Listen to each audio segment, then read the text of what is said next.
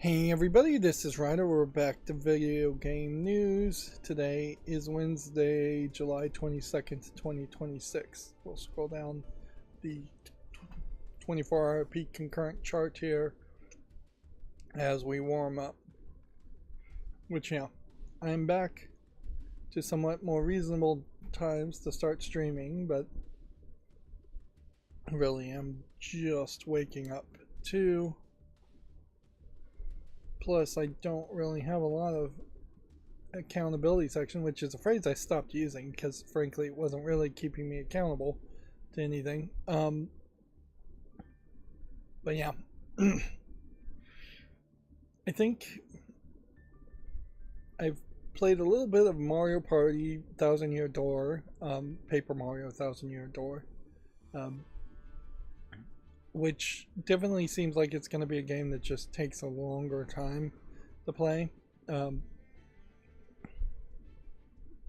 Which, yeah, I could definitely see a situation there where, like a lot of games, you could potentially mod it so that there just is not any of that grind. Particularly in the first couple of chapters, like I'm really at just the beginning of chapter 2. There's maybe 4 fights that you can't run away from, and those are the fights that matter, and you could have easily just eliminated all the random spawn grinding fights from it, particularly in Paper Mario games. I would say, since they keep the numbers really small there, you have like 10 health, you're taking 1 damage. They really aren't multiplying it by 10 or 100 to make it feel like bigger numbers. You definitely could just improve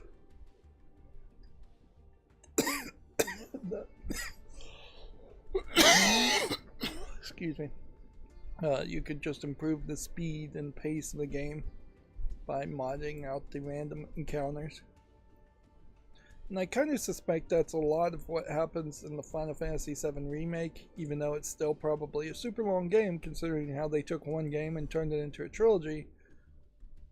But yeah, I do kind of feel like there's probably a little less grind, or it feels less grindy at the very least. Let's look at the most wishlisted. I'm also really gambling today, and it's almost certainly going to fail in that I have no water and nothing to drink, other than a tiny amount, which I'm going to drink right now, and then I'm going to be totally dry. And so at some pretty quick point here, I'm going to have to take a break and go get water.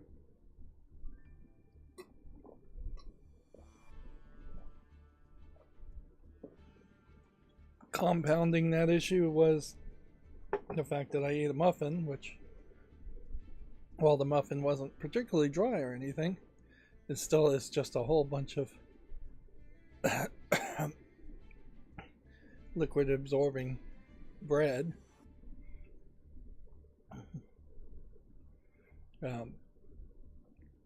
So yeah, played Mario Party, watched a terrible movie called Moonfall. I don't know why people are liking it. It seems like people are liking it, at least watching it on Prime Video. But yeah, it is absolutely horrible as a movie. Like, a couple of concepts, fine, could have worked. Had it been shot better, a couple of the special effects definitely could have worked. But you introduce a character and his son, then you do a major time skip forward to show the son as a teenager stealing cars, and then you do a B plot with the son where he's just escaping on Earth. It definitely feels bad. It's definitely shot bad. The writing is awful. Yeah. Now, I will say recently, I felt like Hail Mary wasn't giving me exactly what I want, but I would say compared to Moonfall, Hail Mary is still a great movie, worth potentially even watching a second time, whereas Moonfall is not worth watching a first time, in my opinion. And almost certainly people will disagree with me, and everyone's entitled to their opinions, but yeah. It definitely felt like what should have happened is that there should have been a lot more focus on just the A plot of going to the moon and saving the moon, and the B plot feels like it potentially was from a completely different movie or was added in reshoots. And they moved way too fast. If it was supposed to be a disaster movie, they moved way too fast to not really show the disaster swelling up and build it. Within like the first 20 minutes you have just massive flooding and devastation because the moon's out of orbit. Which, yeah, with a name like Moonfall, it should have just been a disaster movie with kind of no hope, or at least no sci-fi elements that would save the day, but perhaps some survival thing. Yeah, I would think you would make a disaster movie where the moon came a little too close into the orbit of Earth and created flooding and earthquakes and volcanoes and things like that to happen, and then it was going to be shot off into a wider orbit that would probably break orbit or free itself from Earth, which maybe you could make an argument that if you survived that short disaster, a Earth without a moon would be fine, at least in the short term. That you probably could, if humanity survived, create through a lot of money and a lot of effort a system to artificially create tidals and currents and tides and currents and things like that, which probably is necessary for sea life to continue to live. But yeah, it would have to be like it's barely a degree closer, not it's getting so incredibly close to the planet that the gravity is no longer working the way you would expect it to, and oceans are just being sucked up into the sky. Unless you did just want to tell a disaster story where it just destroyed the entire planet, which even if you were going to do that, then that's a coincidence. Certainly, that's the game I'm playing when I'm not actually making footage, instead of making actual footage. I probably watched some other stuff too, like Rick and Morty new seasons happening, episodes for the new season not really impactful, and maybe that is fine because maybe we are just now at this point in that phase like The Simpsons where the episodes are just trying to be average at best and just trying to keep on going. Certainly it does seem like that is kind of the way Western animation goes, is that it just gets continued and eventually it becomes this monotonous, unimpactful thing, whether that's The Simpsons or Family Guy or any other show that you might name. If they go long enough, that is exactly what happens. And certainly around Rick and Morty there's just been major changes, so I wouldn't be surprised if they are just trying to maintain and create a status quo, keep on going. But it feels like in particular that does not really work well for Rick and Morty, which does have more of a continuous plot and storyline going throughout its individual episodes, and was, I think, trying to be more impactful. Maybe every once in a while having a stupid, silly episode, but it is kind of strange to have 3 episodes that feel pretty stupid and pointless. They also are about to, it may already be out actually, have a spin-off Rick and Morty show following the President Curtis character on HBO Max, which, yeah, usually when you see a show have a spin-off show, that probably means that it has jumped the shark too. And yeah, I imagine Rick and Morty will have a lot of people debating when it actually jumped the shark. Did I watch anything else? Yeah, every now and then I literally just told you, game show, play in the background. And I probably did watch other movies, like I kind of watched the movie Do Not Enter, didn't pay enough attention to it, and it seemed to be not that interesting of a movie. But yeah, over the past couple days, what I've mostly been doing is wasting my time trying to implement a transition thing. There is a new technology in CSS and HTML that is not fully supported, or completely supported might be the better way to say it, in Firefox. So I was not aware of that, and I spent a lot of time trying to implement this transition animation, and was having just absolutely no luck to get it to actually work.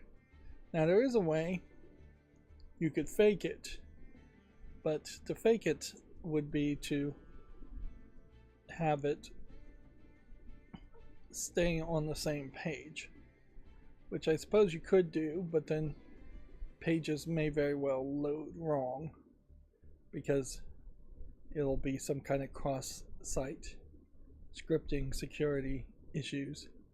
Yeah, you're almost certainly going to run into issues there.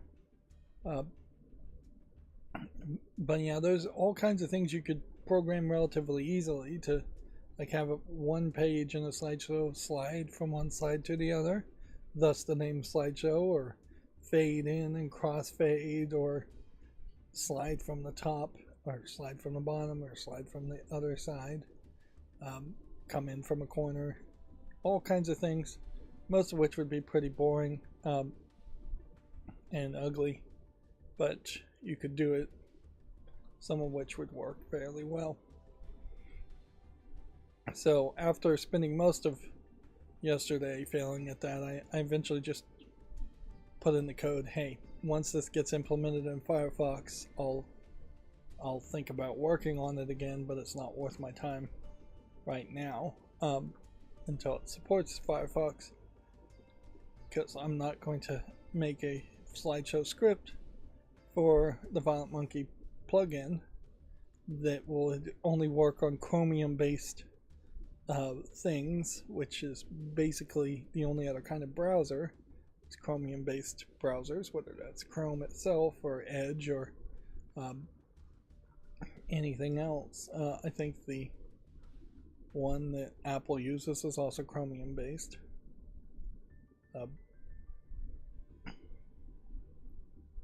Yeah, because Google has so much influence on Chromium based browsers that the Violent Monkey script itself, extension itself, might not be supported, and I'm just not going to use Chromium based browsers.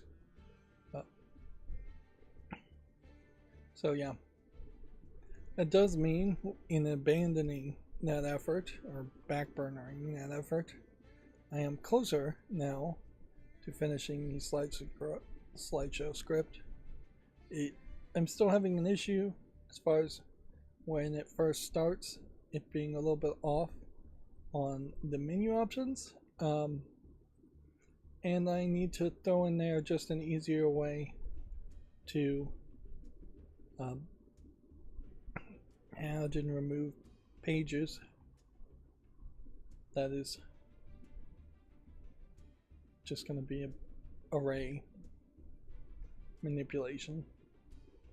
So once I do that, I will learn more things and write code that I can then copy back to the video game news script, which is really what I need to be working on. I am also still doing flawless cleanup, getting pretty close. I think I'm into like the G's, working backwards, so I'm getting pretty close to having gone all the way around.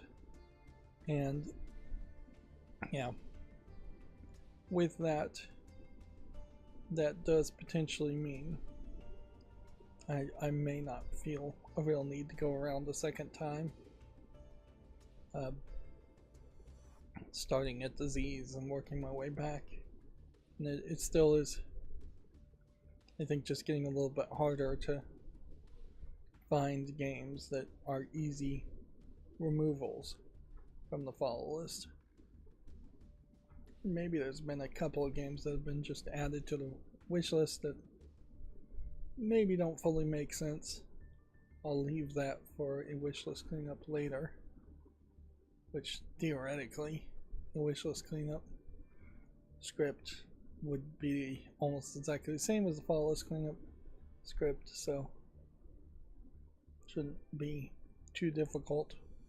In fact, it actually should be simpler, because on the wishlist cleanup it would just be opening up all of the things, and honestly, if it's just going to open up all of the games on the list, it's probably easier just to right click and open them up using snap links as an extension than it is to even write a script, even if it would be potentially just a couple of lines of code.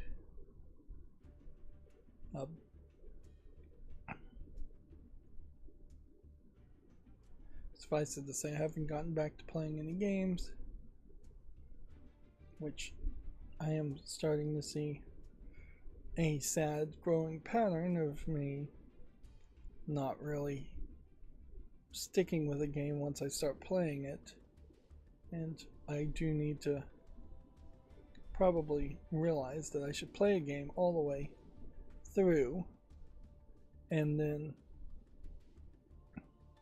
take these breaks and work on programming. Yeah.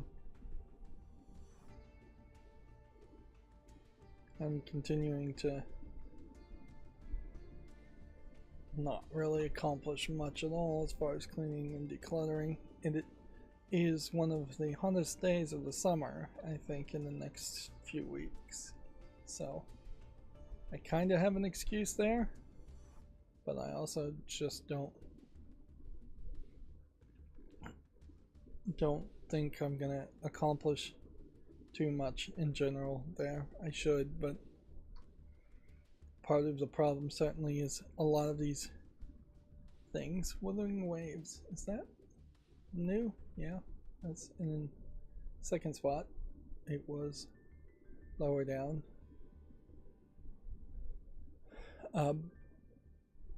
Yeah, with some extra surprises, having to replace a dry or having to replace a router, just several other things that are actually very expensive. I've kind of run out of extra cash and kind of have to wait until January before I'd think about hiring anybody, which I don't know if that's particularly the wisest path, but I wouldn't be surprised if that is very much how it goes, is that I am checked out as far as actually getting things done until um, until like January.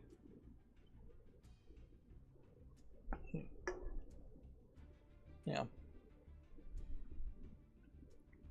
I'm still playing Pokemon TCG Pocket. For the most part, I think I've gotten everything done except for some of the solo events, which, in fairness, I can just let some of that autoplay right now while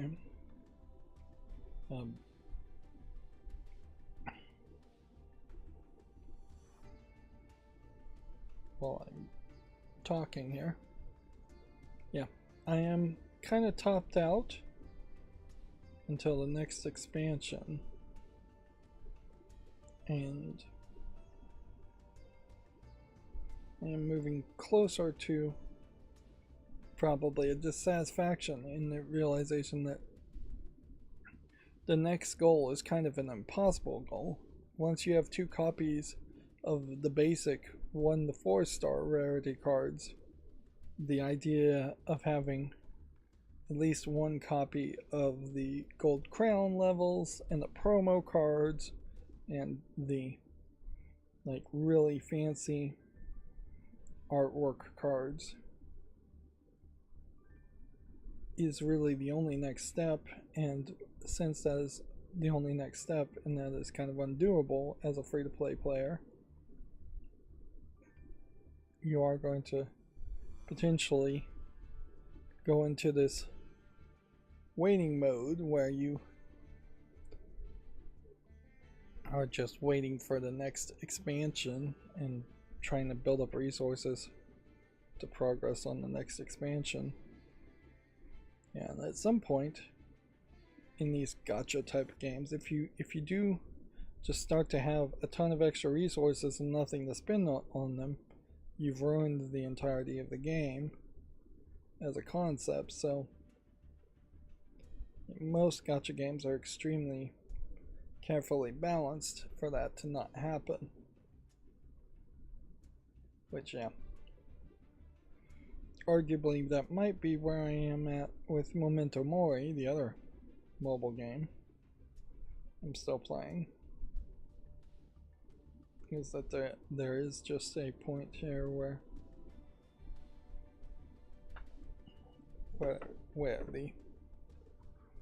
there's nothing to do. Although right now that's not really true. There's still characters I don't have even 1 copy for, and in both my accounts I really am hitting a point now where characters are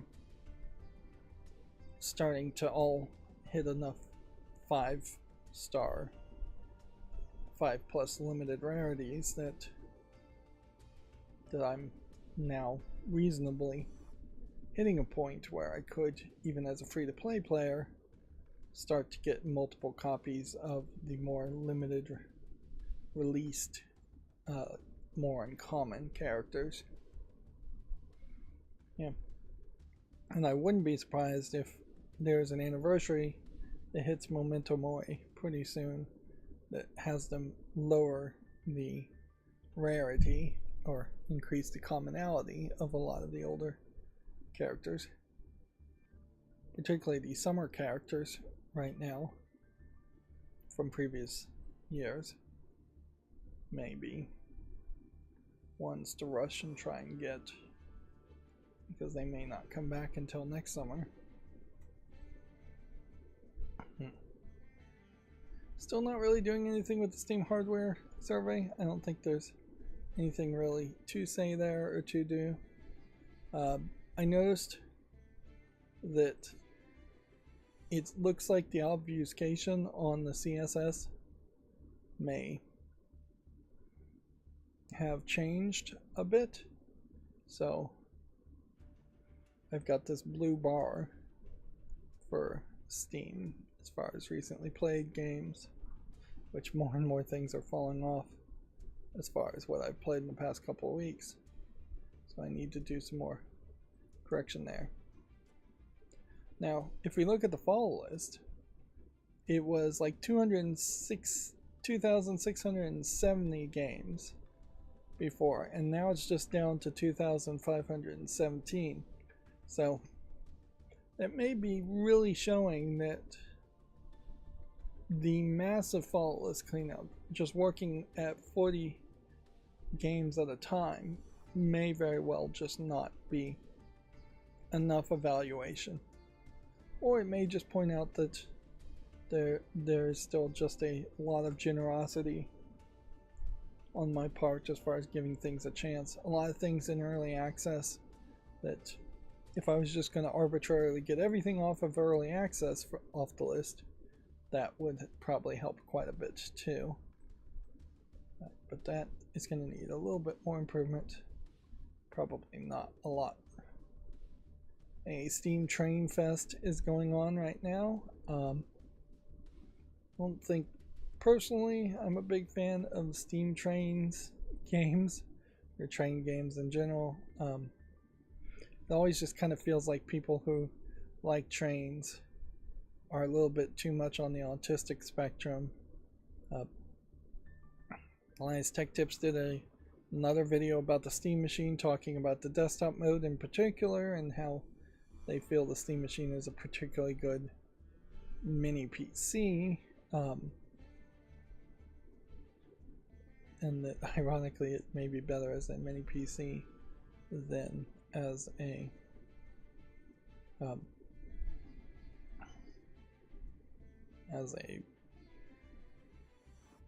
gaming console.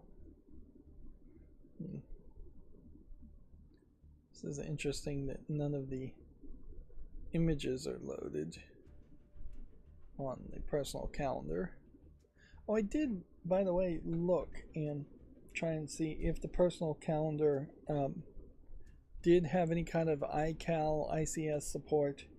It's been requested multiple times on the forum for at least the past couple of years, which is to say it is not a priority.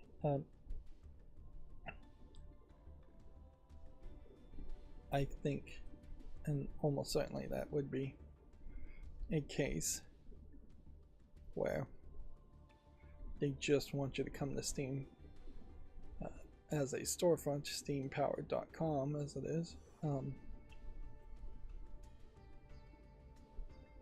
they want you to be closer to the buy button, whereas if they were to put it in a calendar, you'd be one more step away from the buy button. I imagine you probably could put links, hyperlinks, in a calendar where clicking on that would take you to the Steam storefront, but I don't know.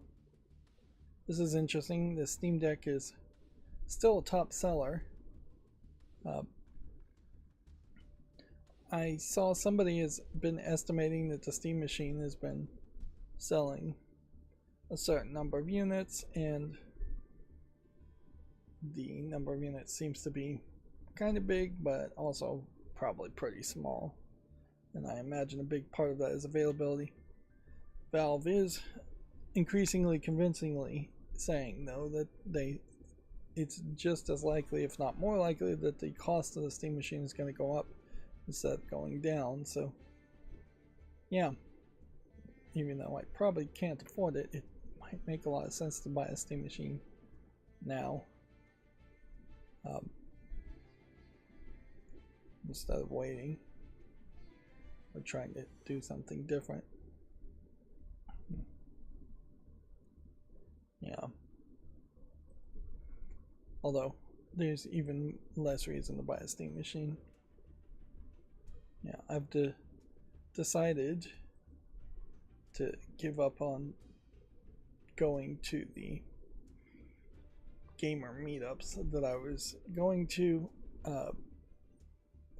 for a few reasons, but mostly just because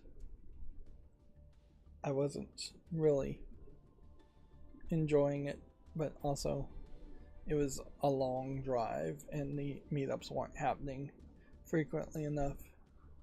So me getting a Steam Machine was in part a thought towards me running my own meetups, which I still have a fantasy of doing that, but I also probably won't get that to do. There's no ill will to the meetup people, and I still want to try and have a relationship on the Discord with really the one person that runs the Discord, which that is kind of the problem with his Discord. But also, in fairness, my Discord has nobody talking on it except for me, so that may just be a general problem with Discord things.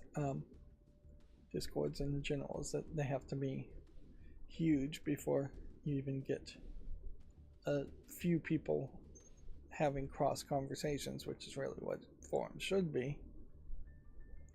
But yeah, the meetup that I was going to was just really far from where I lived and not happening consistently, and there was problems with the location and that it was noisy and expensive, and yeah, part of the thought certainly I have too with the reason why I don't think those meetups were doing particularly well is because it was set in the bar, and I think it might just be worth the risk to have an 18 plus, maybe even 16 plus rule. Now, obviously, I don't think adult video gamers want 14-year-olds or 12-year-olds showing up, but you know, I could even see 12-year-olds with parents parents coming too, and 16-year-olds without parents. 16 plus don't require parental accompaniment. So $10 for the base game, or $15 for the real gold edition. Yeah. Which I would have to double check to see if gold edition includes separate ways.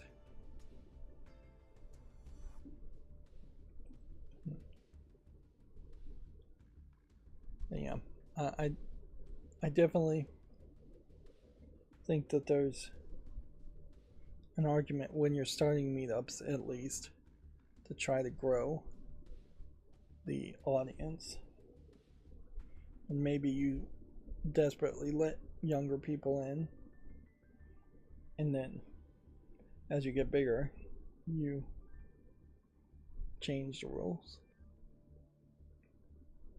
and maybe just grandfather anyone who is already in. There was an interesting post on Reddit I saw of someone who set up a meetup for board games, and they had some interesting answers to questions as far as how you run something like that. And they showed that he said that they paid like $100 to rent a room the first time, and then they very quickly the second time moved over to a library, which some libraries at least, will just let you have the library for a night. I wonder if there is a limitation on food and drink on the libraries. I wouldn't be surprised if there is, although frankly nowadays I wouldn't be surprised if there is no limitations at all.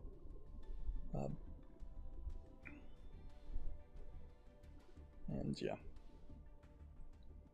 a nice quiet library where you can play your own music makes some sense.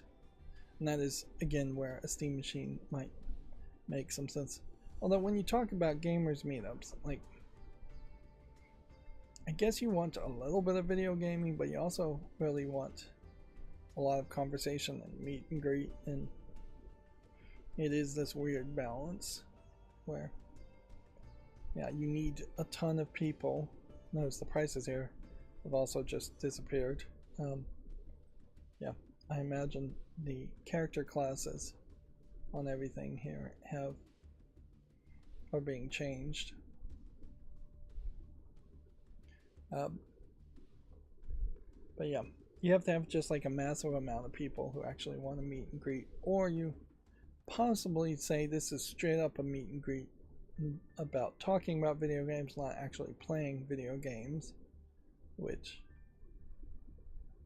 that may very well make a much smaller audience.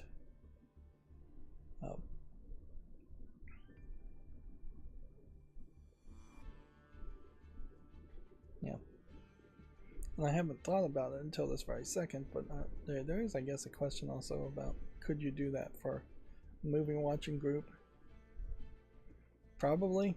I don't know if the library would really care too much, depending on what movies you're watching. They might have a problem, but that would then probably require shifting a lot of equipment, like a big TV or projector, likely screen, surround sound setup. Yeah. At some point, if you were rich enough, it would kind of make sense to just donate theater equipment to a library so it would permanently stay available. Whether a library is interested in that or not, I'm not sure.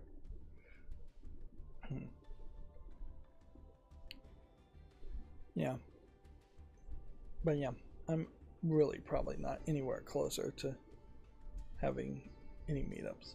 And a big part of that is why would it in any way make any sense to start another project when I'm struggling day to day to accomplish anything? I'm way too ADHD, jumping around from project to project, and as long as I still have cleaning and decluttering to do, there's higher priority stuff that needs to happen. Yeah, but it certainly is on my mind. I think almost certainly too, if I was going to do a meetup, it would probably devolve pretty quickly into a very elite few group of friends, and there might very well be a lot of you're in and you're out type stuff as far as being very cautious to let who is in and being fairly quick to get rid of people, which that was one of the Q&As on the board game group on Reddit. Them talking is that the Magic the Gathering players in particular, the disrespectful players in general, the stinky unwashed comic book nerd stereotype type people do occasionally actually exist and can ruin a event pretty quickly. Alright, well, I think that's as much warm-up as we're going to get, so I'm hoping the macro ran correctly otherwise today, and everything else ran. So let's go through the Video Games Chronicle articles. Probably shouldn't even bury the lead. We'll almost certainly see a story here, but Nintendo is basically saying that they have no legal obligation to repay any tariffs that they collected, even though Nintendo will undoubtedly be one of the first companies to get refunded for the illegal, now deemed illegal tariffs that were collected, which this is just a small video game part of a much bigger story of tariffs being imposed and collected, even though it was pretty obvious that they weren't legal, and then that money being now refunded to corporations. And so this is yet another scheme to rip off and disenfranchise the individual, the smaller people, the poorer people, and shift money into the pockets of CEOs and corporations. And yeah, the tariffs themselves are unlikely to go away. They're just more of them are going to be declared, and more of them are going to be declared illegal in the long run, I think. And yeah, the odds of any prices going down anywhere seem very, very low. But Nintendo is particularly public about it, and for the video game world, that does mean that we now have a new drama to focus on, which I'm sure PlayStation is loving that, because we were probably running out of steam as far as having anything new to say about PlayStation getting rid of discs. Yeah. Increasingly, I'm wondering if I should make that storefront. I was thinking about to make something that is like a disc replacement to put on your shelf. Although I've seen a project that's kind of like that, but it just takes a bunch of hard drives and puts a fancy sticker on the hard drive to make it look like a cartridge.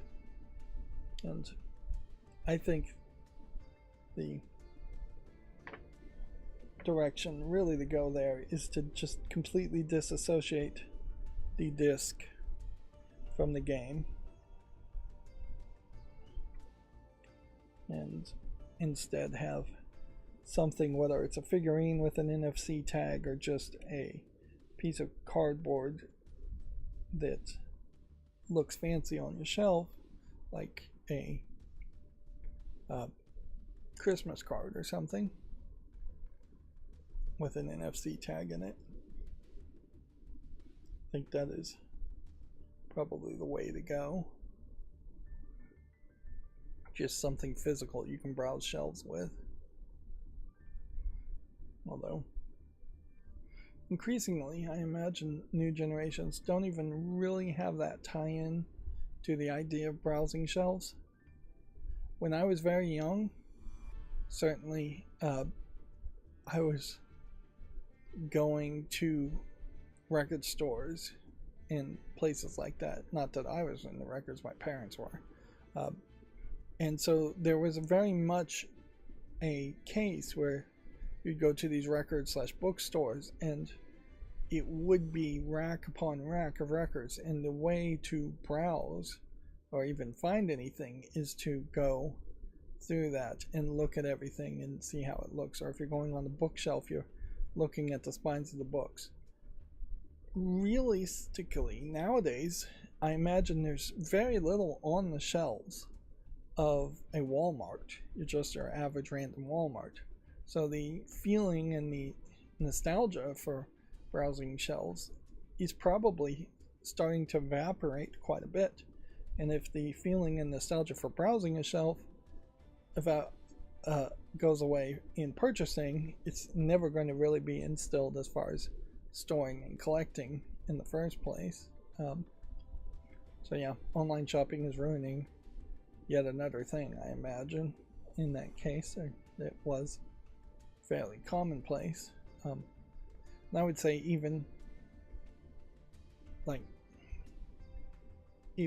a couple of decades ago, you'd start to have more of a Barnes & Noble, very nicely organized bookstore, or with CD racks and things like that, where everything was labeled, and the browsing experience became lesser because of that, instead of it just being a big mess where either you found it on the shelves or you didn't, and nobody's going to really help you find anything. CDs in particular started getting locked in plastic security cases, and so instead of looking at a CD, which was never particularly visually impressive compared to a record, just because it's so small, but yeah, instead of even just holding that plastic square of a CD, you're holding a much bigger plastic security case around the plastic square of a CD. Which, yeah, I wonder if physical things.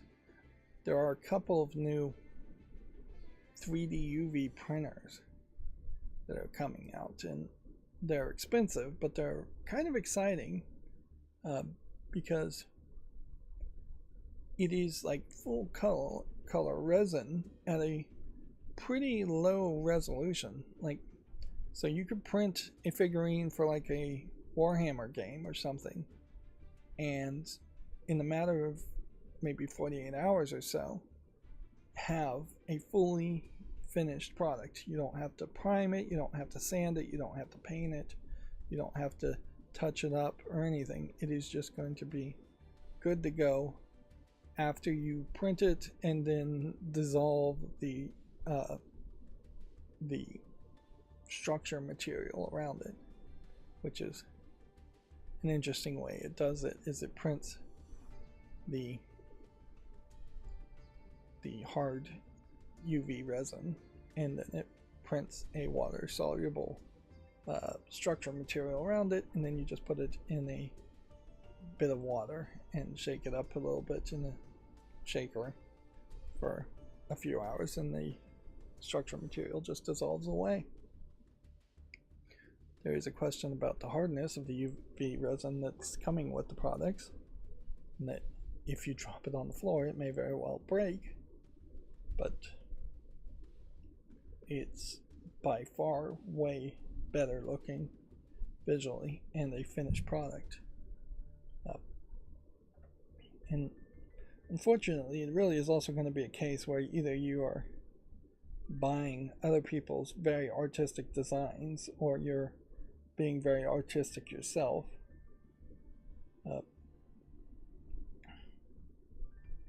Because, yeah, it's not really going to be for rapid prototyping like you might do with a 3D printer, and it's not going to be as it's not going to be doing anything close to what like a laser cutter or a CNC machine might do.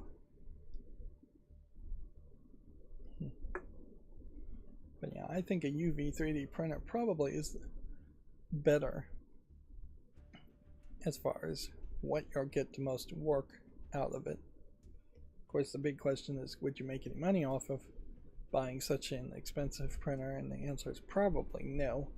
Not unless you have a business and you're just able to write it off.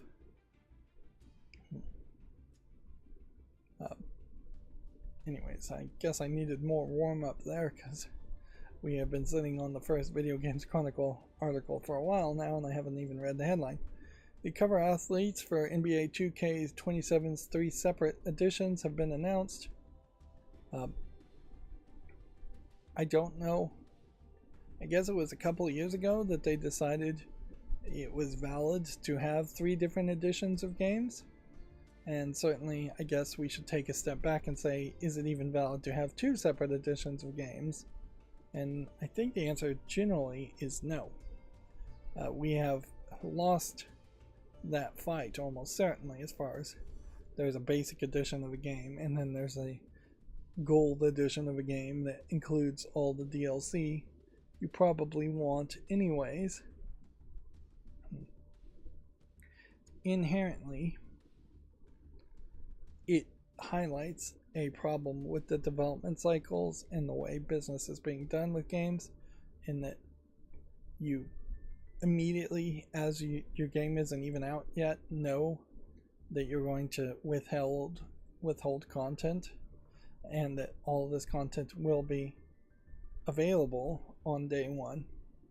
This is not the same argument that a DLC 6 weeks, 6 months later could be content that the developers are working on as they're waiting for the game to go gold, the first version of the game, the 1.0 of the version of the game to go gold.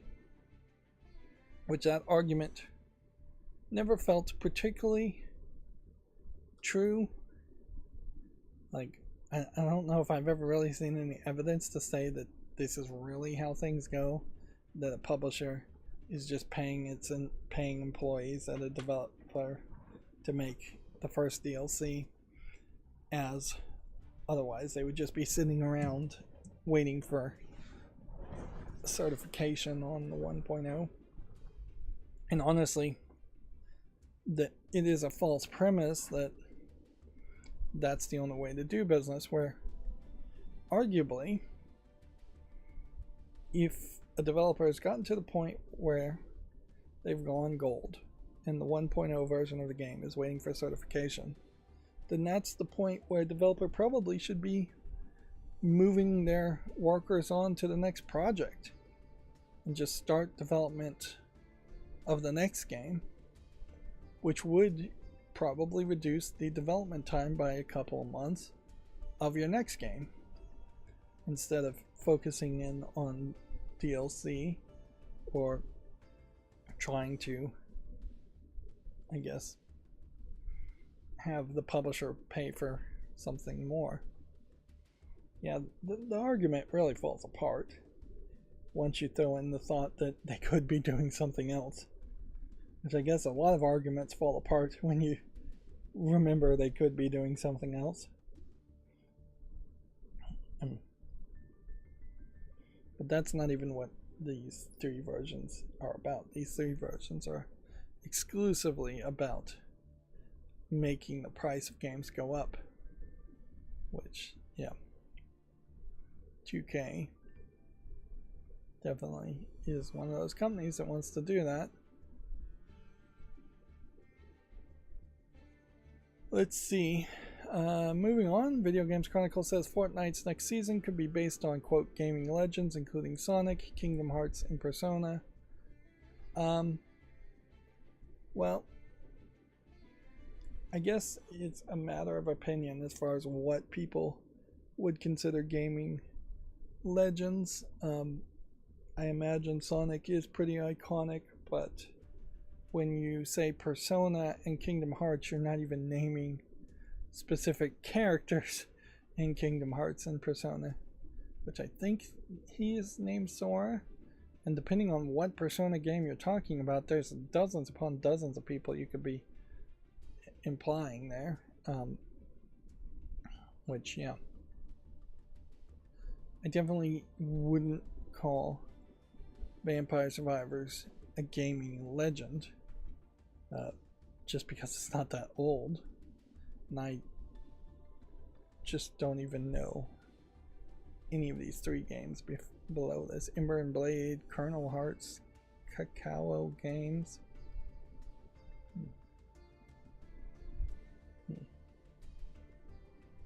Yeah. I think Gaming Legends is probably something I'm getting stuck up on, but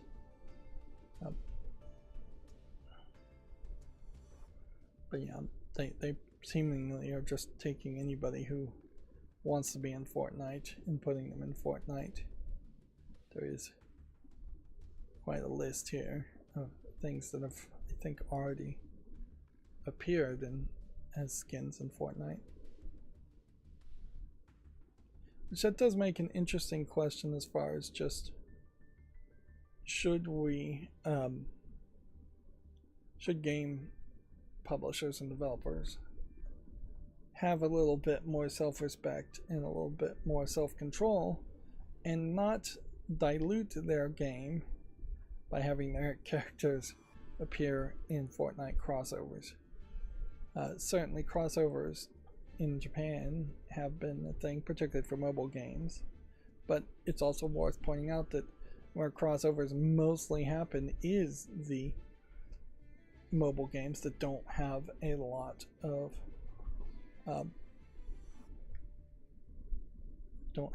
prestige to them and don't really care. Memento Mori, one of the things I like about Memento Mori is that there are no crossover characters as far as I can think of in the game. That if they are doing a crossover event, it's fairly minimal and thought out well. Destiny Child, the game I used to play before it was shut down did have a couple of crossover events, and that was always very irritating because you could not get those characters outside of the events. And as they added new features, the crossover characters didn't engage with those features, so crossovers in that case really hurt the game. Whereas I don't think crossover events are going to hurt Fortnite, because Fortnite itself seems to have just locked them into a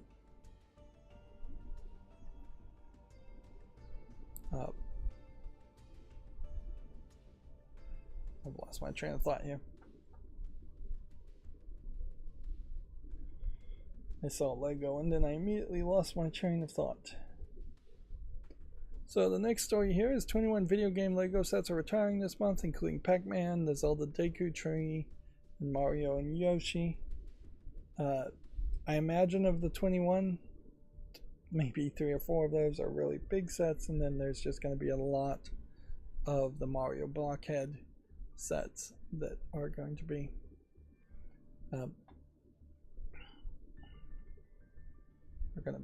canceled. This Pac-Man set was a little too expensive, so I never grabbed that. I didn't find the Great Deku Tree that interesting, particularly with the weird split between Breath of the Wild Link and Ocarina of Time Link. And I definitely didn't find the Blockhead sets particularly interesting. This one almost would have gotten me, but it was too expensive, and frankly that is the problem I think with a lot of these Lego sets, is that they are getting particularly expensive. There is a London Tower set that I'm giving some thought to, but also I've just bought a ton of Lego and not done any of it in probably 3 or 4 years, and at some point here I'm probably, it'd be wiser to sell the Lego than actually try and put it together. In a lot of ways that is mostly just good riddance, because that first generation of Nintendo sets, I think, particularly the Blockhead Mario stuff, the play sets for little kids, just did not feel very Lego-y. But we will almost certainly continue to get Nintendo sets, and I wouldn't be surprised if we're gonna fairly quickly start to get Nintendo sets that feel like just remakes and rehashes of previous Nintendo sets. I had completely forgotten about the Pac-Man game when talking about and looking at the Donkey Kong arcade game. They had basically already done the same design there, but the Donkey Kong arcade game I think is just going to be way more exciting than Pac-Man would have been. But yeah, I wouldn't be super surprised if there is a general slowdown in Nintendo sets, and a perhaps consideration as far as which one of those directions and audiences are they going to really target. Are they going to target younger kids, or are they going to target adult collectors?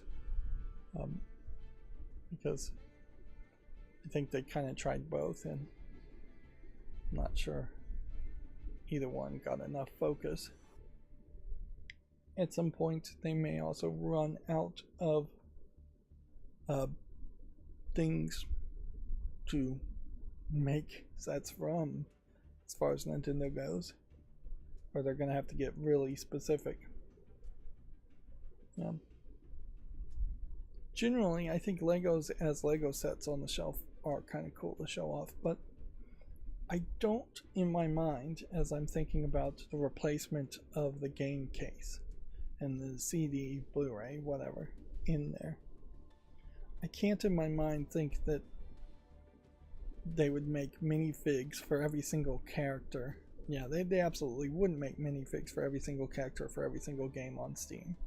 and I don't think you could make every single character in Lego, and I just don't see that connection between here's a video game and here's a Lego model unless you really know and love the characters. And when you get away from Nintendo and Sonic, I don't know of any other video game series. I don't think there has been any other video game series that Lego has tried to license, probably because there's just a lack of proven worldwide appeal for any other video game series. I think Microbox has like Halo and Master Chief stuff, but yeah. I would be really surprised if there was a Persona Lego set that came out.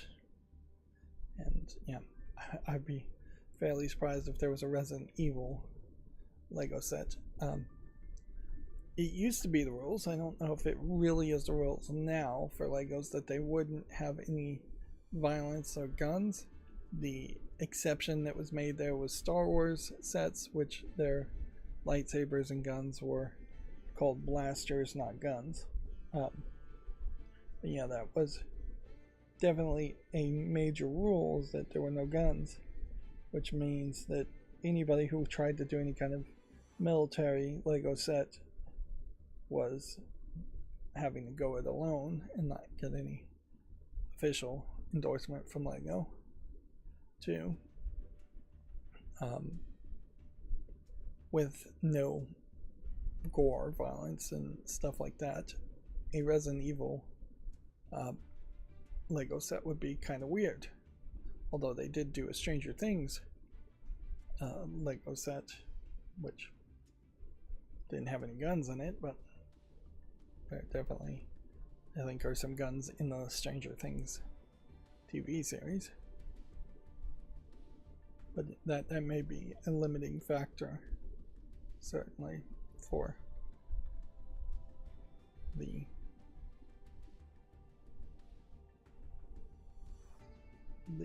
number of video game crossovers Lego would ever be able to do anything interesting with. I think in general, though, Lego is just too expensive now. Yeah, and that's a big problem. Moving on, players can now apply to join the network test from Software's Switch 2 exclusive, the Duskbloods, starting today. Yes, check out this Video Games Chronicle article if you're interested in that. A rare Namco arcade racer, Armadillo Racing, is getting its first ever home port, and it supports USB trackballs. It's a 1997 game. Used an improved version of Ridge Racer's System 22 hardware.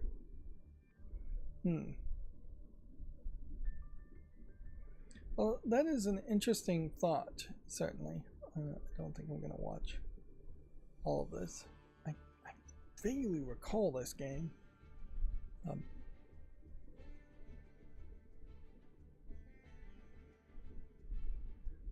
Yeah, I think I probably played this for 5 minutes or so.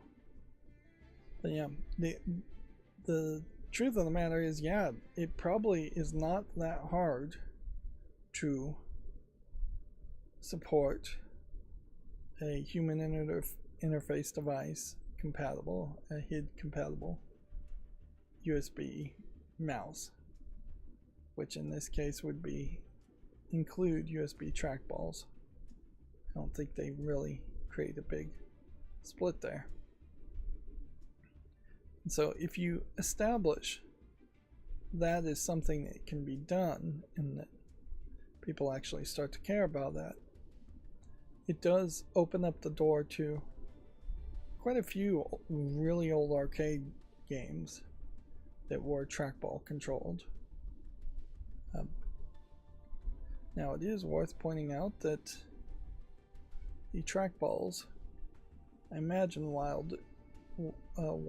varied wildly as far as their level of sensitivity on different arcade machines for different games, and they all would be incredibly low resolution and low sensitivity compared to what a trackball in modern times would be able to do.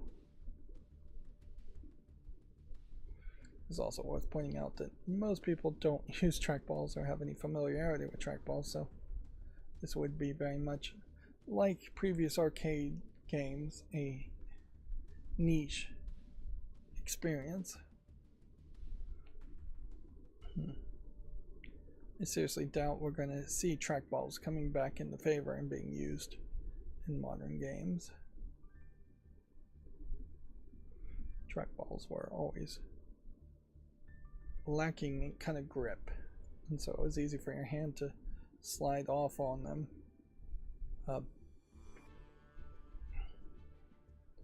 And yeah, analog sticks basically replace trackballs for video games, and mouses that you have more points of contact with and control replace trackballs. There's still a couple of models of like thumb trackballs where it's just your thumb moving the trackball that are sold, but just a regular old put the palm of your hand on the trackball things are fairly rare. I used to use a thumb trackball instead of a mouse, which kind of makes a lot of sense. If you've watched enough of my streams, you've seen me or heard me drop the mouse on the ground multiple times, and that was one thing that a thumb trackball helped avoid. That being said, it eventually did just start to make my thumb hurt, and so it's just too much movement on the thumb compared to the more subtle movements of your entire wrist. Alright, Video Games Chronicles next headline says Splatoon Raiders was originally going to be a tower defense game, but it lost its Splatoonness, dev says. We couldn't recreate that feeling, says the producer Seita Inoue.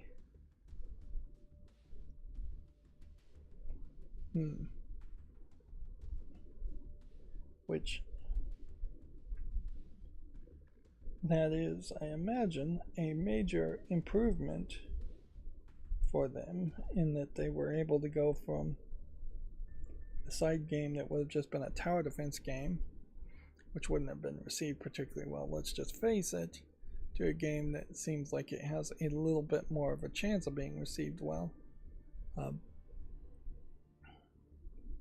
But yeah, I wonder if this isn't really just another example of what seems to be Nintendo's new plan, which is to have mobile game developers make cheaper, more simplistic mobile games and then sell them at a premium on the Switch 2, effectively just replacing iPhones and Androids as the place you go to play mobile games if you are going to play mobile games.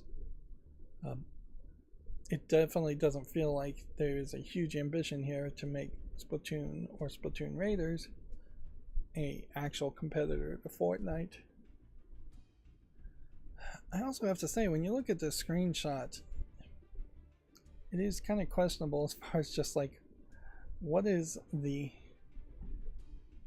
age that they are targeting Nintendo now, because you've got what definitely feels like an edgelord 14-15-year-old dream of these monster girls showing off belly and shoulders and like bra straps showing and things like that. And then yeah, it is an interesting art style that's we've seen in more mature games for what it felt like Splatoon originally felt like. At least it was targeting younger kids,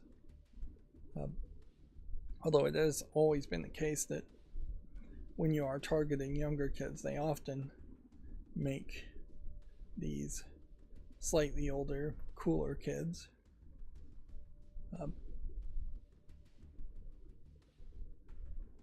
Yeah, I really question though how you can make anything that is described as a tower defense game, or could be described as a tower defense game, and make it really impactful.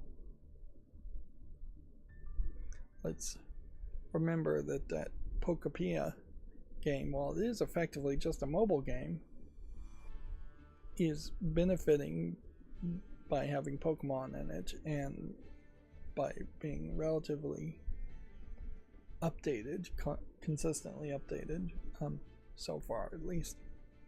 So, but I also would say keep an eye to Pokepia, because we may very well see, instead of mobile games lasting 3-4 years before shutting down at most, Nintendo might set a precedent where they make Pokepia and then after a year there's just no more updates to it, or they make a sequel to it, and make you start all over again, which that always sucks on mobile games. Or they try and sell you pretty expensive DLC after a year, whereas mobile games are mostly played by people who wouldn't buy expensive DLC. Moving on, Kylian, I'm gonna go Mbappe, is EA Sport FC's 27 Ultimate Edition cover athlete, making his return to the cover after 4 years. Okay. Seems like now is the season to announce all of this stuff, and maybe they do this after World Cup in particular to get people consistently hyped for the next season and the next year, which that is an interesting question as far as, is there even really an off season for soccer / football, or is it the case that the clubs start playing once again like the week after the World Cup happens?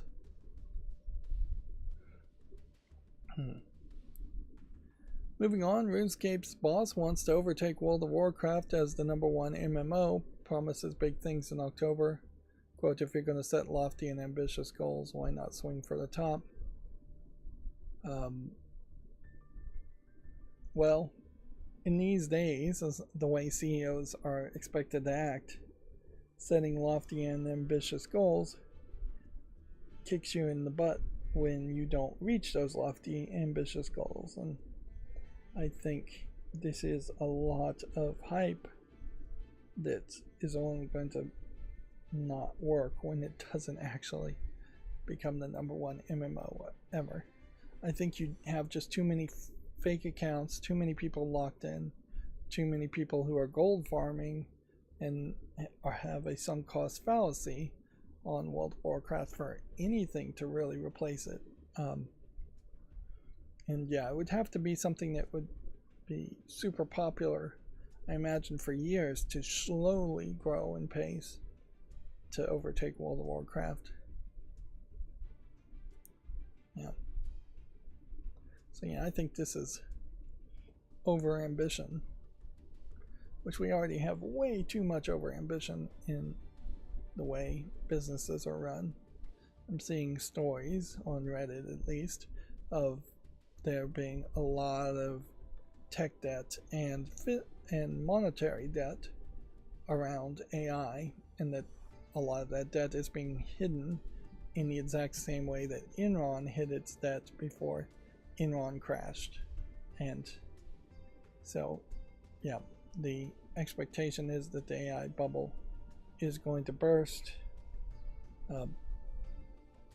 and that might hurt the economy quite a bit. And I don't think that a lot of investors have enough healthy caution around AI, and maybe investing in way too much AI stuff in particular. Yeah. That being said, I don't know if you could really even invest in stocks that don't push the idea of AI. a lot these days because everything is just pushing AI. So yeah.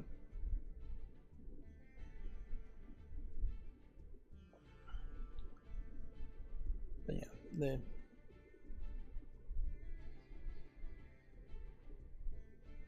I guess I don't have too much more to say, and otherwise I'd just go into a big rant of anti-AI stuff, but yeah. Let's move on. I need to gain and maintain momentum here, or this is going to take forever. Xbox lists its next 7 Game Pass titles, including Halo Campaign Evolved and Beast of Reincarnation. Mistfall Hunters, another Game Pass Day 1 game. Which Campaign Evolved, I think, is the newest version of Halo that they're working on. Beast of Reincarnation is definitely the newest.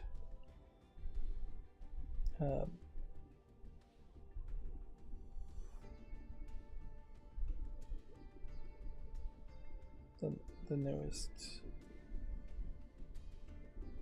Well, it's the only version of Beast of Reincarnation, so I'm getting really distracted here because I'm trying to get victories on Pokemon TCG Pocket, and I shouldn't be doing that. That's part of the problem.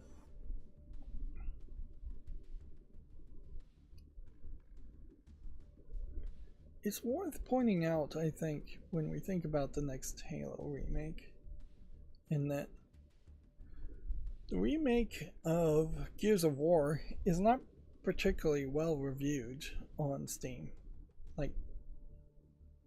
So I wouldn't be surprised if the same thing kind of happens for Halo Campaign Evolved, is that it just won't be well received, and it may just not really have an audience. I've long since believed that it was the case that the fans of Halo, the Gamer Bros, was an audience that was really created from nothing by Microsoft, and they never really in large numbers integrated into the overall gaming community and moved over to playing different types of games and a lot of other games, and as such they probably never even really went to PC gaming, and they may, if they still are gaming at all, very well be locked into loops of just playing Halos and Call of Duties and things like that, military first-person shooters for the most part, and nothing else. So never really felt like they were enough of they integrated enough as part of the community. Yeah, it is a weird thing, but yeah, Gamer Bros, I suppose, are kind of like immigrants that fled some other country or just appeared out of nowhere and never integrated into the gaming community that they entered, and yet they were focused on and talked about, and particularly Xbox tried to make more and more first-person shooter games, military first-person shooter games that would appeal to them, with diminishing returns, I suspect, every single time. And I think we are probably at the end of that being viable now, where even fans of the original Halo don't really have a desire to go back and play it again in a remade state. They may very well have jumped over to PlayStation. They may very well have jumped over to PC and played different games. And they may very well have just stopped playing video games in general. Same is true for like Wii bowling parents and people like that that played Wii bowling and just Wii bowling. That audience was focused on for a decent amount of time when the Wii was super popular and hot, and there was a lot of wannabe Wii bowling games that were made for the Wii, and then that audience disappeared completely.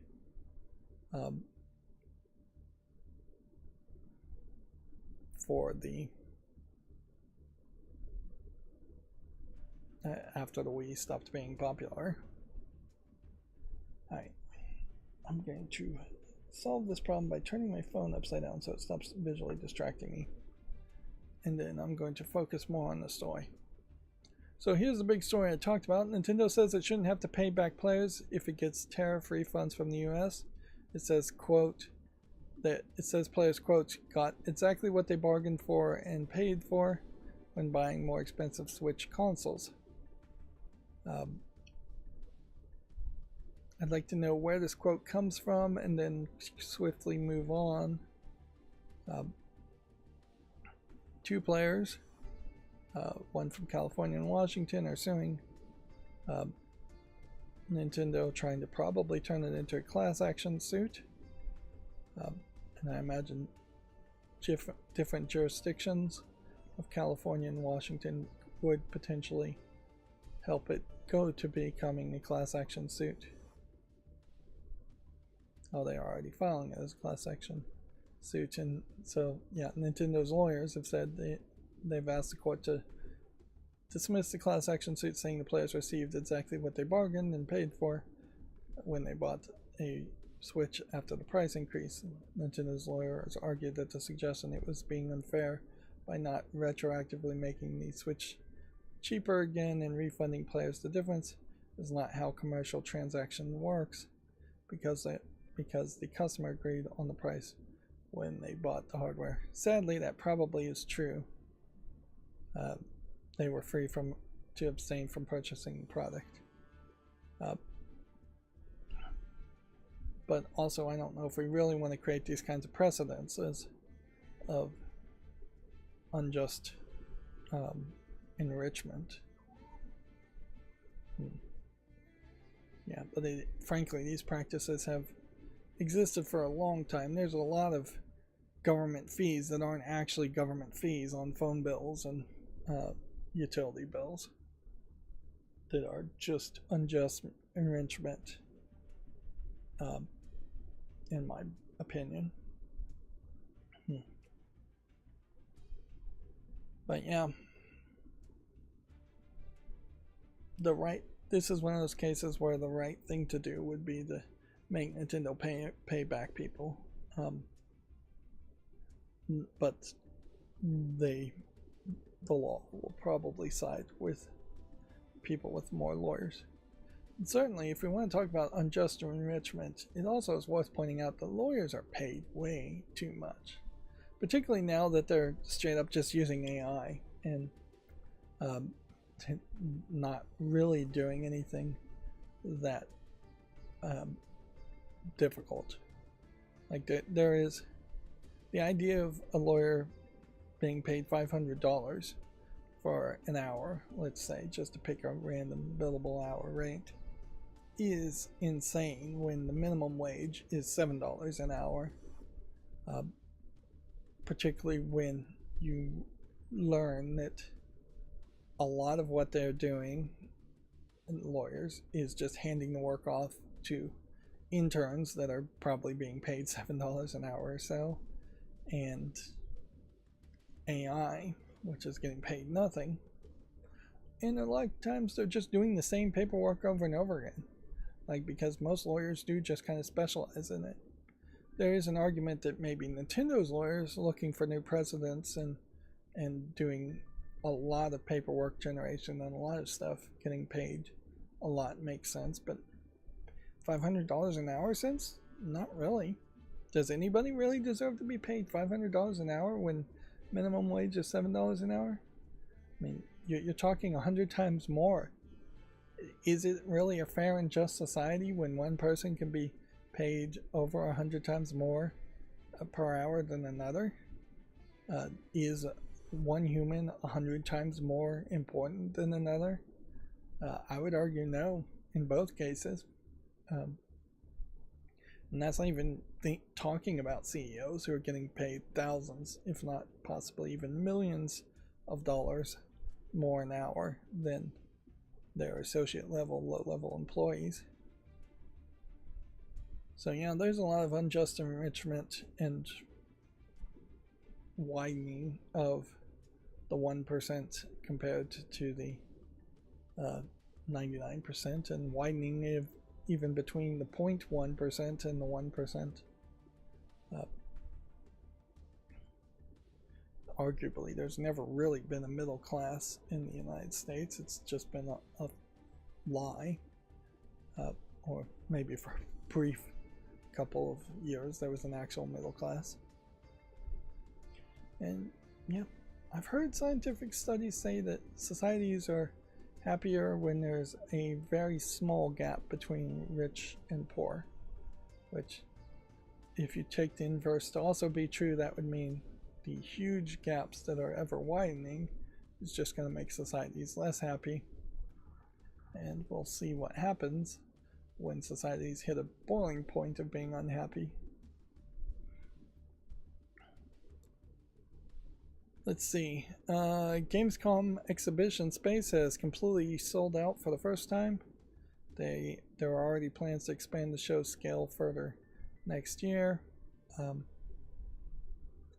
This is almost certainly in part because of the fact that E3 is pretty well known to be gone and not coming back.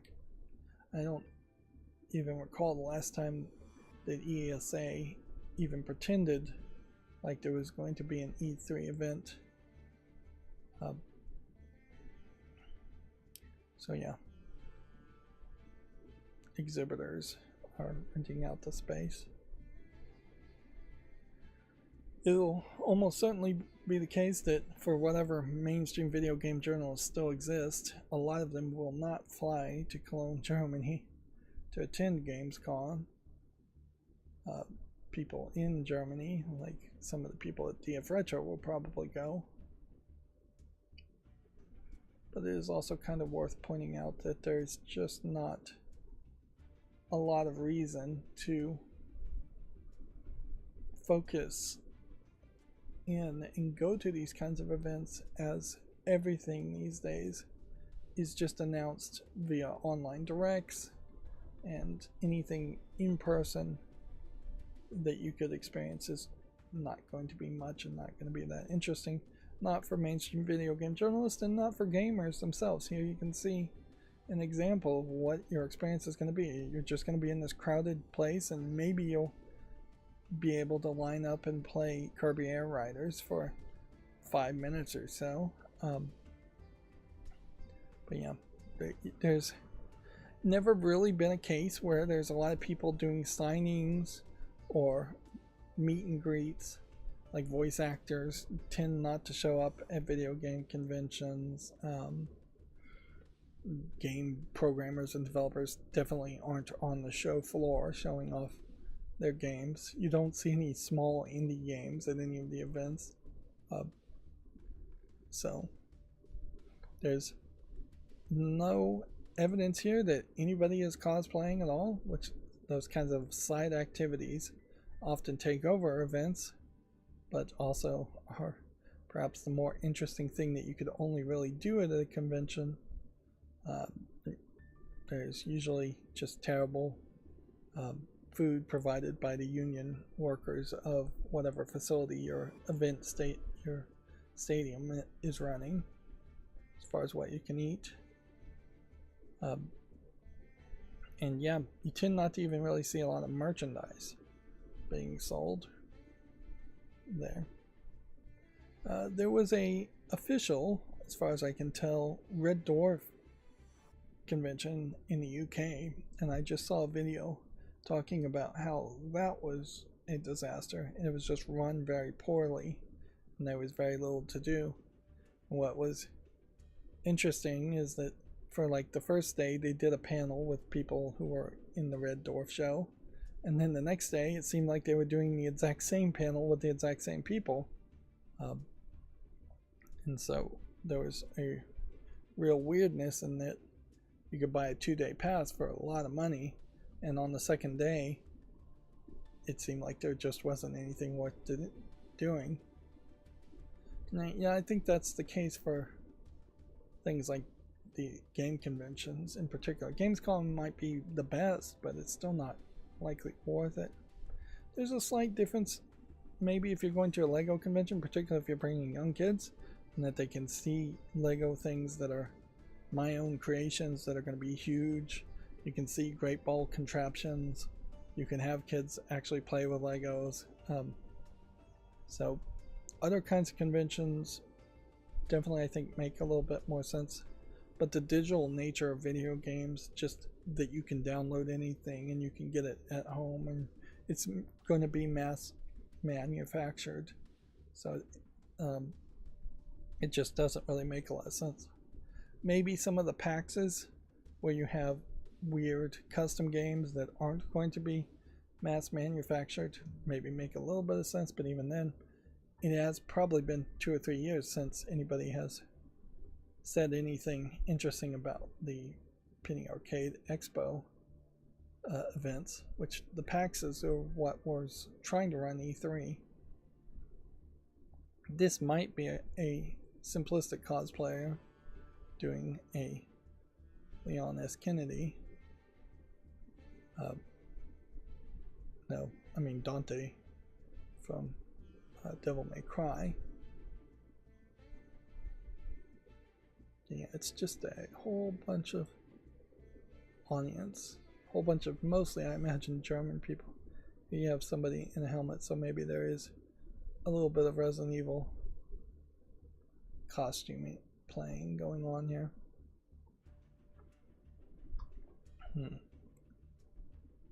Yeah. I have kept my eyes on Gamescom to see if it was going to become something bigger, and so far it hasn't figured out anything new that it can do that would make it more interesting, which that is the issue, is that it's not just that E3 became particularly irrelevant, it's that all events started to become irrelevant. There's just not a real reason for them to exist until they can figure out something unique that they provide or add. And for the most part, the Game Awards presentations, live streaming, are doing the thing that most people pay attention to, if people are paying attention to anything, which is actually a big if. I think even the Game Awards presentations are sparsely watched. Moving on, Ubisoft promises more Ghost Recon news in August as Wildlands Definitive Edition info emerges. A new mission and 4K 60 support is seemingly coming to Ghost Recon Wildlands.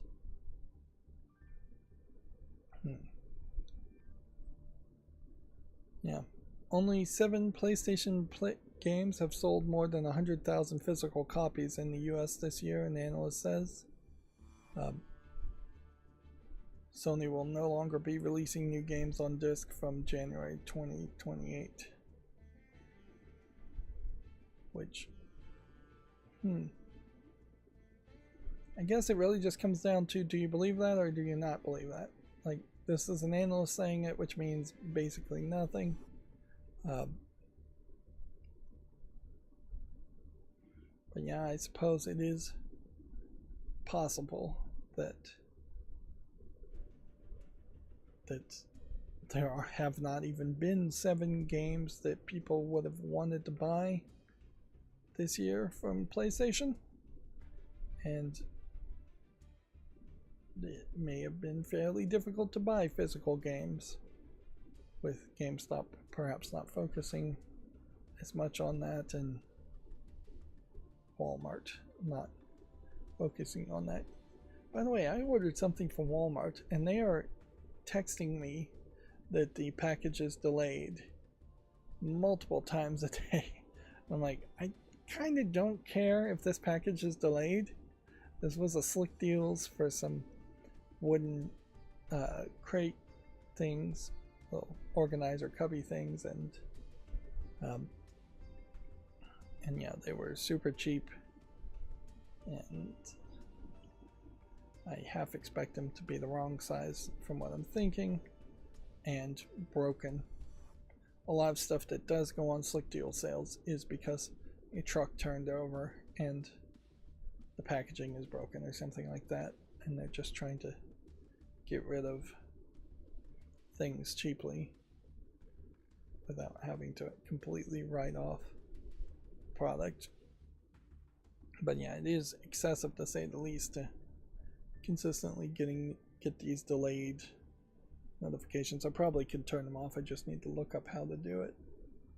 Because yeah, I don't care if a package is delayed. In almost every case, there's a few rare occasions where that might be a problem, but usually it is not a problem.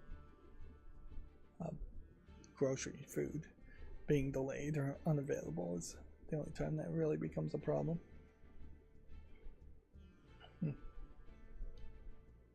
Yeah. There is a real question here, I guess, as far as just what games have come out in 2026. Or if they would give us an actual list.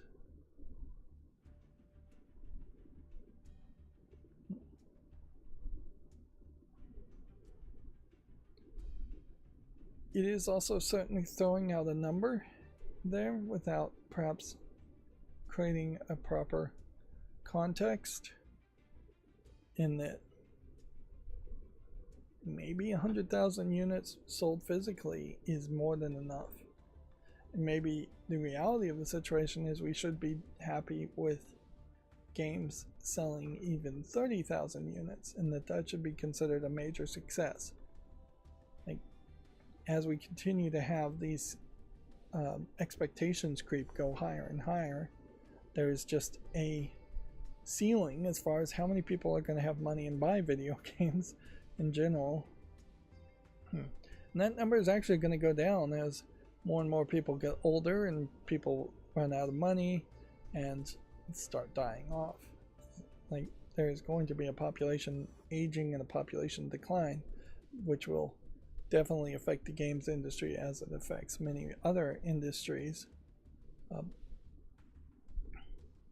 And certainly I imagine a lot of indie developers would be happy with 30,000 sales. 30,000 sales for a $10 game would be $300,000 gross,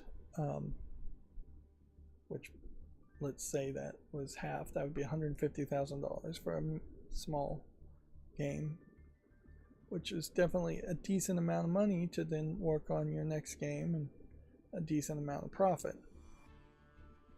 Perhaps this number, if it is accurate, also highlights that there is just less interest in the quadruple A and the triple A games, particularly on PlayStation, and there is just more interest in smaller games, possibly on PC or somewhere else. It is also worth pointing out that we've been following the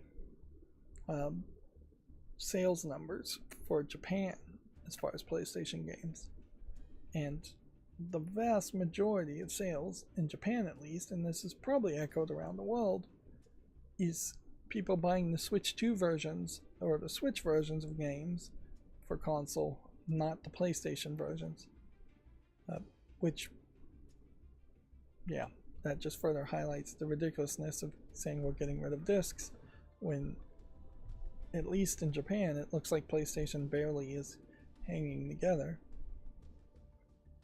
Alright, moving on to the Gematsu articles. We can skip the ones we already kind of talked about. Yeah, and in this case, I probably need to decide whether I'm going to ever play sports games. And I think the answer is probably no. So I'm just gonna make a YouTube short on that and move on. Console Archives, the Conveni, launches July 23rd.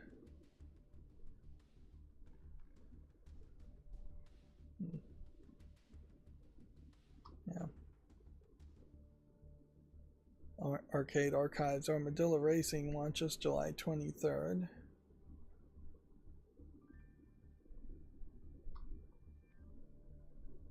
Two Point Hospital Full Health Collection launches September 16th.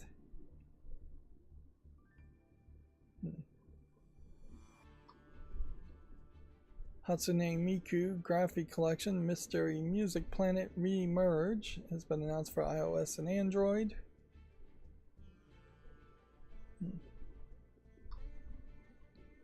Yeah. Langrisser Sea of Sword first gameplay trailer. Details and screenshots are available. Sounds like a new JRPG, or maybe not a new JRPG, another JRPG. But yeah, that is one of the things I think in particular that Paper Mario, A Thousand Years Door kind of, I think, irritates me with too, is that it does just feel like it is getting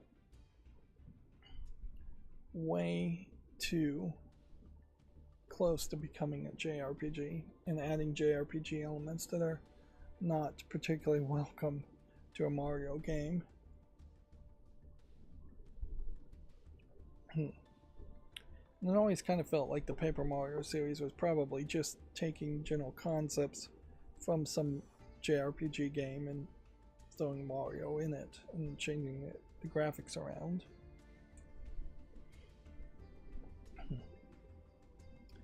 Which is not to say that I have just like this utter disdain for JRPGs or anything. Like, I still, if I had time, would be interested in playing a few JRPGs, but even the very few best of the best that I would like to play tend to all have that grinding problem that both grinds my nerves and grinds my time away. And particularly if I was to play just a couple of Final Fantasies and a couple of Dragon Quests, that still could be a couple of years of extra gameplay. In fact, one of the people I was following on YouTube, I finally have just decided to unsubscribe from them because all they were doing is playing the same JRPG for months upon months. Which, yeah, there is a question certainly there as far as how the elite few that are in the YouTube partner program are going to be able to use that new shows feature, and how many of them you're going to see creating shows that are just like seasons of Minecraft Let's Plays versus what I think they really want is seasons of kind of TV show type content, which I don't think I've ever seen anything like that not really go very long on YouTube. Like, you would be, I think, fairly surprised. I would be fairly surprised if I found a episodic series of a TV show, like quality product, go past 5 or 6 episodes on YouTube. I mean, I suppose some of that rocket jump stuff might be close to that, but even then that was pretty rough. I think shows are going to very quickly, whether whether YouTube likes it or not, they're going to very quickly become Let's Play seasons of Minecraft and stuff like that. Here we have another rhythm game.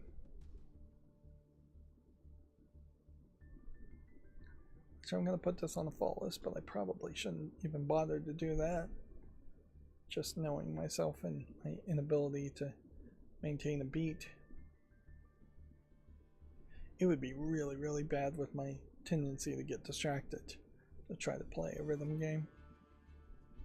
Echo Weaver launches October 8th for modern consoles and PC. Don't recall this game. I'm not going to watch every single trailer, but let's just get a quick view of what it looks like. Some kind of platformer,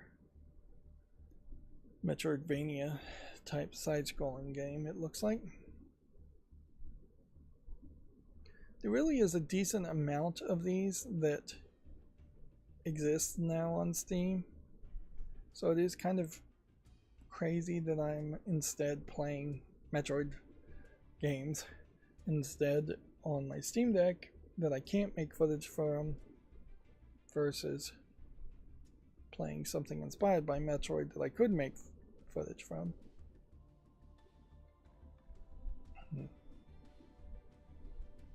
Yeah.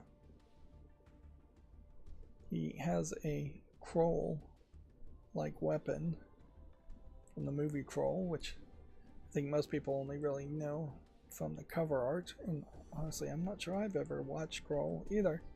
So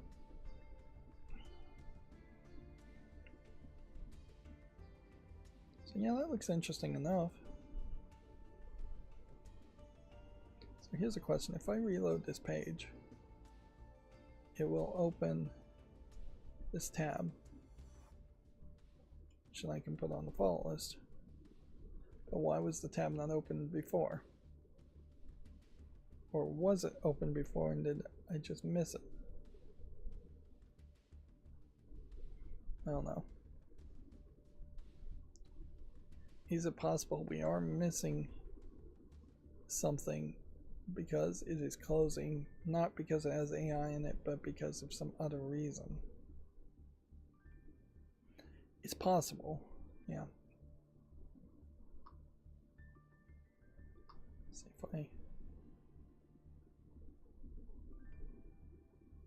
I'll do a little experiment here. I will put that here and then move the tab next to it, and we'll just see in 5 minutes or so if that tab is still around. So next Gematsu article says Infalsis launches September 9th.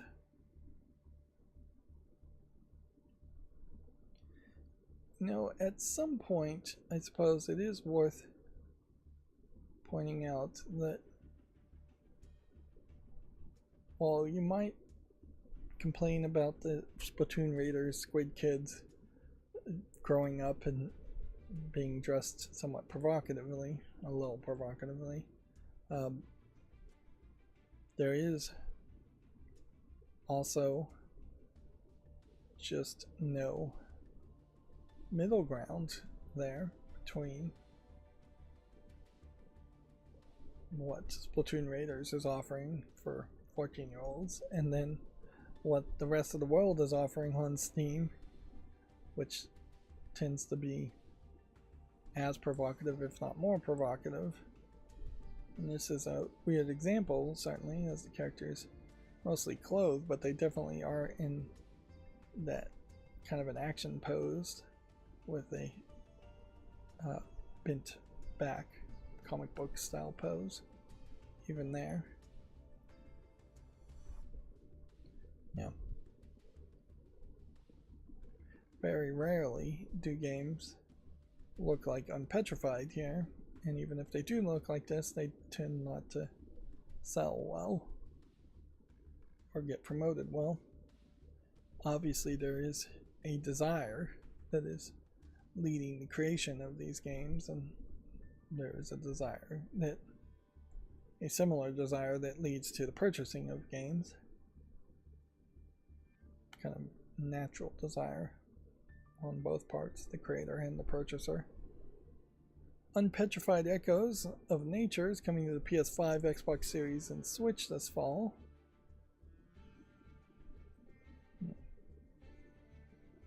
Which this is on my wish list. You can see it barely passes by only having 30 user reviews, which I think does highlight that the requirement of having 30 user reviews is very much an arbitrary number I made up out of thin air, but it's also kind of a hard bar to play, and this is probably the closest thing we will have to a hidden gem game. If I was to play it now and release footage even 6 months from now, it still probably would be somewhat relevant, if only I had more free time to do that. Recreation 2 has been announced for the PS5, Xbox Series, and PC, which obviously is a car wrecking game.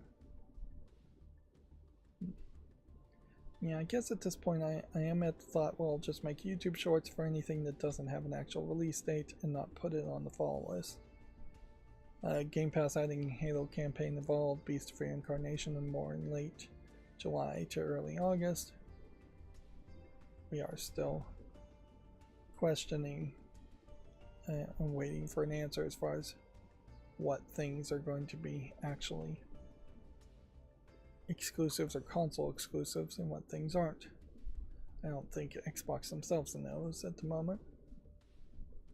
Elements Destiny launches this fall. It's a 2D retro-inspired fantasy RPG. Yeah. Which is just yet another one of those examples of what the actual game looks like versus what the cover art looks like or the thumbnail looks like. And I wouldn't be surprised if this is yet another game maker, RPG maker type game. And if we want to really talk about dressing provocatively, this stingray is completely naked almost. If I want to be silly.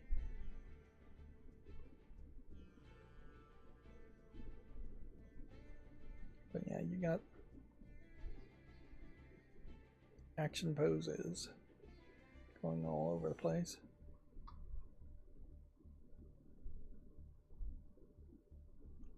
Yeah. Again, if I'm just gonna pretend like I'm gonna make YouTube shorts, which may actually happen, I should just make it for things like that and not put it on the fall list.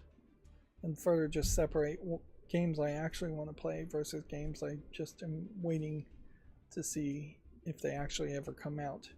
Which that is almost certainly a big problem on Steam too, is that there's just a lot of games that are never actually released, or they're released in early access and then never updated.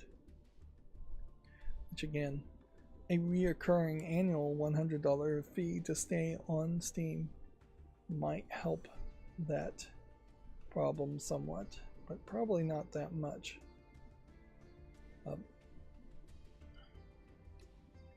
Yeah, Order of the Sinking Star is added a PS5 version. I thought this game was already out, but apparently it is not. Yeah. So we are just waiting for this to actually come out. Oh no, maybe they put out a demo and that was the thing that confused me. Okay. This is the next game from director Jonathan Blow,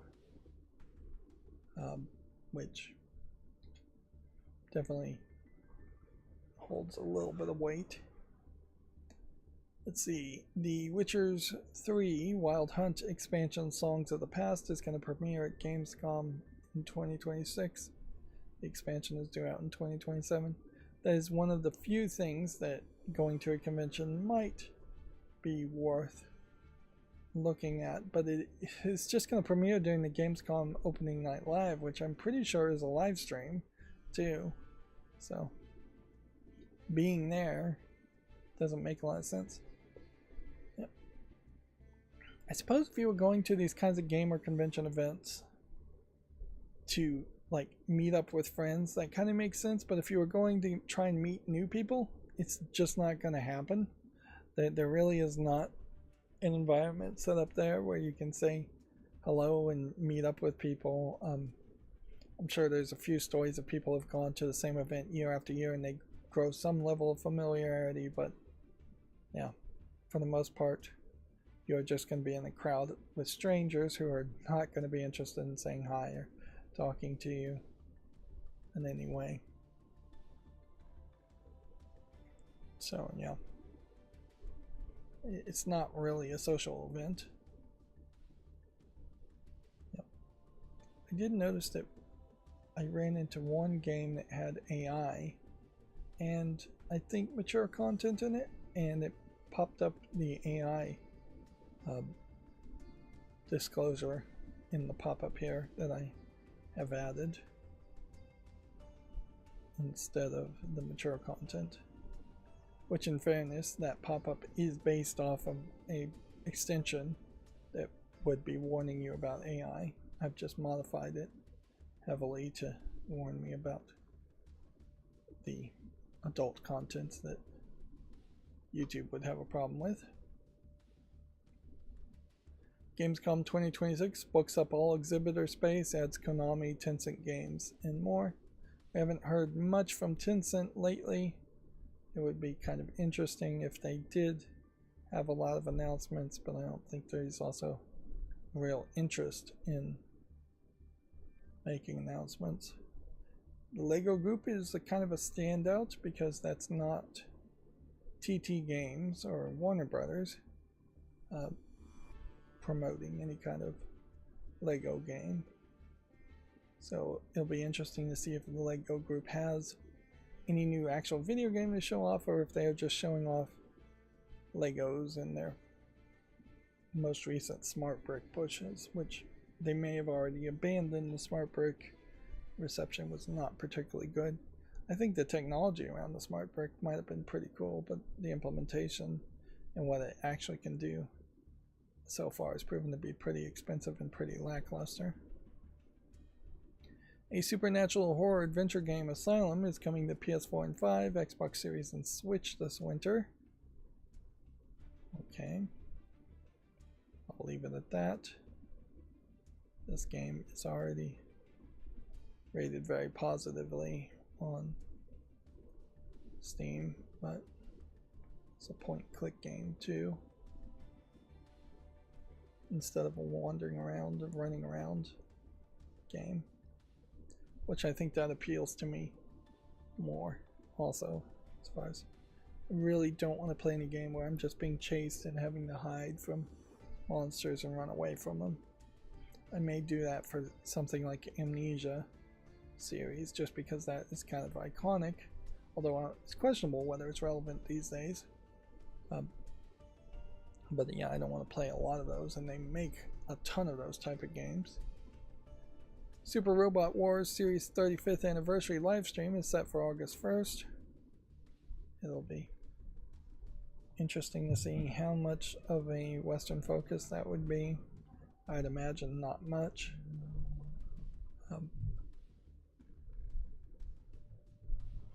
You may very well just see re-releases of other old Super Robot Wars games. Yeah, I'm not sure why we're looking at Persona 4 Revival there.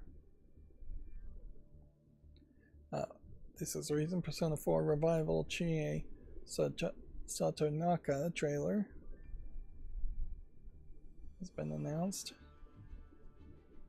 You can see it on Gamatsu. A free-to-play DC fighting game called DC KO has been announced for iOS and Android. I would hope that this was just in the works before Warner Brothers tried to sell itself, which I believe there has been a halt put on that attempt to sell Warner Brothers once again, as that hostile takeover is still being considered. This may very well be the case that they licensed DC to a mobile company and Warner Brothers had very little involved in it. It is kind of weird to have a mobile fighting game in general. I don't really think we've gotten to the point where mobile phones are guaranteed to run smoothly enough to do a fighting game. And this definitely would just be Injustice if it was actually being made by Warner Brothers. But I guess maybe the thing with Injustice is you don't want to play as an evil version of Superman, you want to play as Superman. This also kind of highlights how Harley Quinn still is thought of as being a big, important character. Although weirdly, you have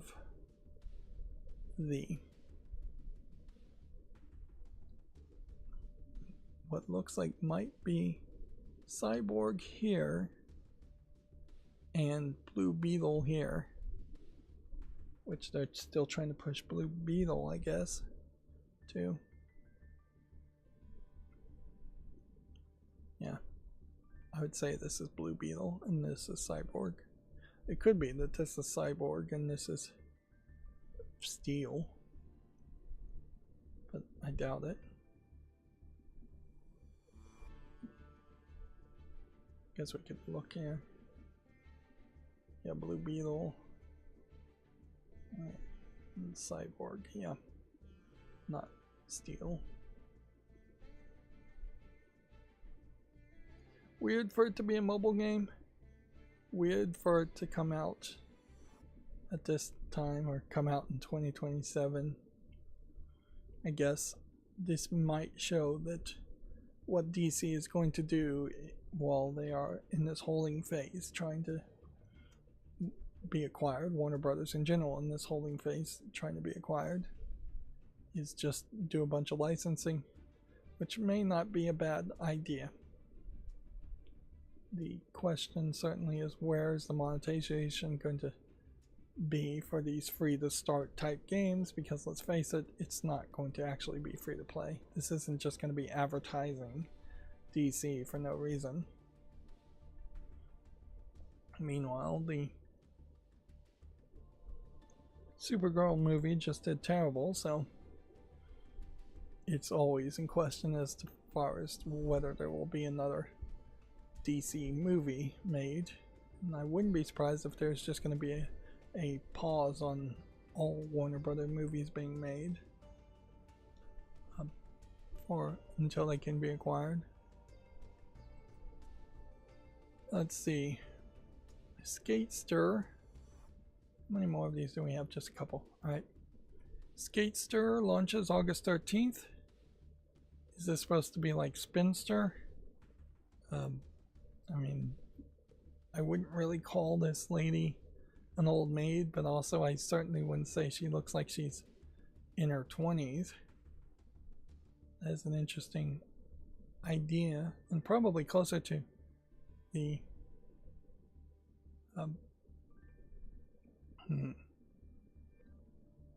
reality as far as who is actually skateboarding these days, as it probably is slightly older people.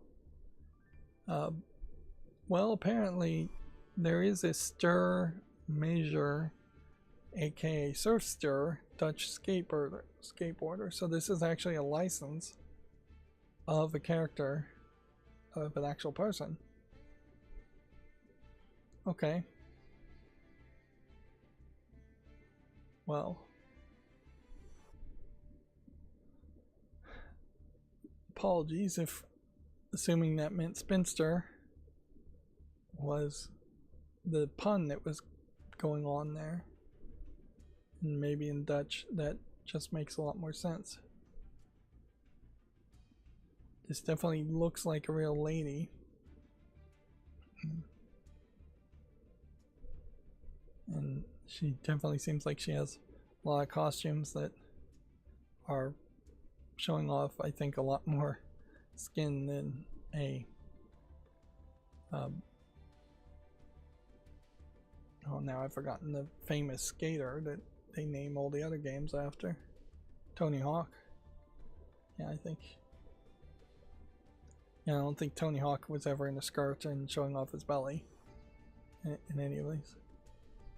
In a lot of ways, this is kind of exactly what should have been happening a long time ago, though, is that they're Let's just look up this person's Wikipedia.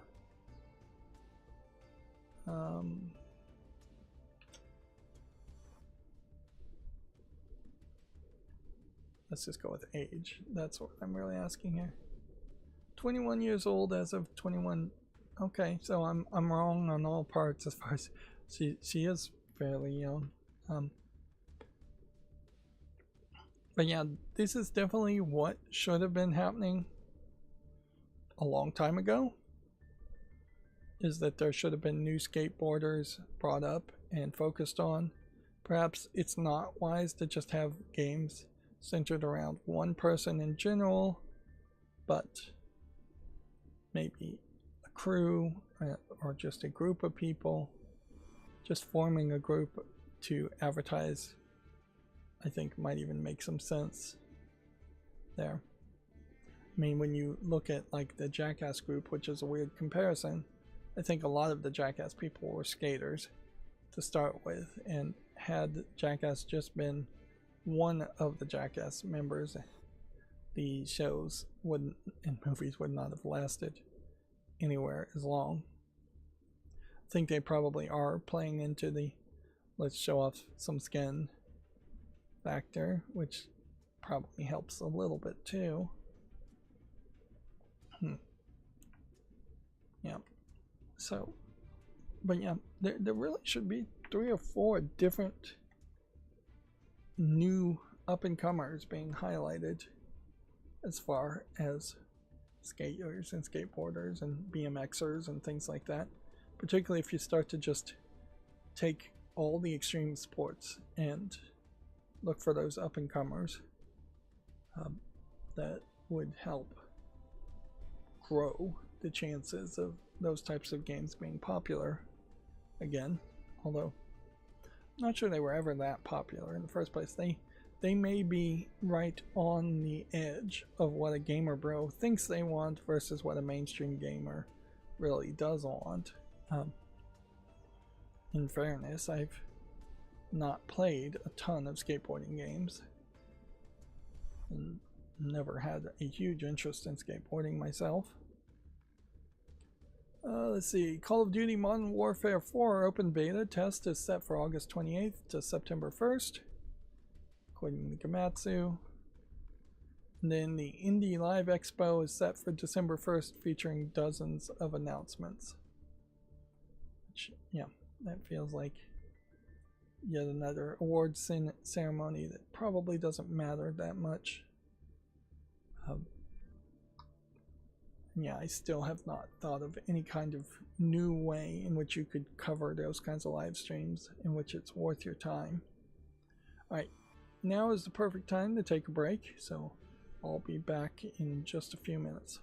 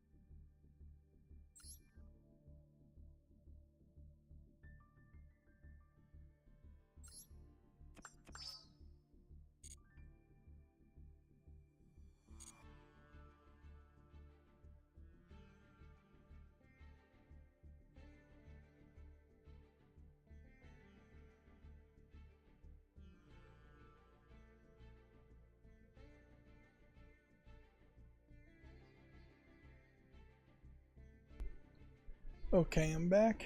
Sorry about that. That wasn't actually that long of a break. Now I have actual water and maybe can focus a little bit better. It still very much is the case that the first couple hours of me being awake, I'm not really that awake, and then I'm still not that productive after 4 or 5 hours of being awake. Poor quality sleep almost certainly is a factor. But yeah, that doesn't have anything to do with video games. Gaming on Linux. I did see one Linux bit of news that probably isn't going to be mentioned here on Gaming on Linux, is that Borg Backup, my backup server that I prefer, has a new beta that is introducing the concept of packs. Effectively, what this means is when you are backing up over a network connection, instead of there being a single network connection for every single file that you are transferring over, you can now pack multiple files together and send that through one connection. Which, yeah, cheaper routers, home routers, things like that, are going to probably struggle with connections if you're running a bunch of them, and I certainly have seen that be kind of an issue with my network when backups are happening, is that the network does seem like it is getting congested a little bit more than it should be. Although it probably still will get congested, because let's face it, if you are backing up gigs upon gigs of computer data, even through the local area network connections, you still are moving a lot of data around. But yeah, it's an interesting new feature in beta right now. It potentially will become a big thing when it comes out of beta. Borg Backup version 2.0 is definitely thinking about changing a lot of things and improving things for performance reasons, not likely for interface reasons, as Borg Backup itself doesn't even have anything other than a command line interface. And the idea of packs was developed during the Google Summer of Code, which it sucks that it's called the Google Summer of Code instead of just the Summer of Code, because of all the negativity around Google, but that does seem to be the one event that does give developers a push every year to make something new or do something different in their coding. Anyways, let's focus on Gaming on Linux. You can keep an eye on Ivor if you love retro first-person shooting action with Norse-inspired worlds. Okay.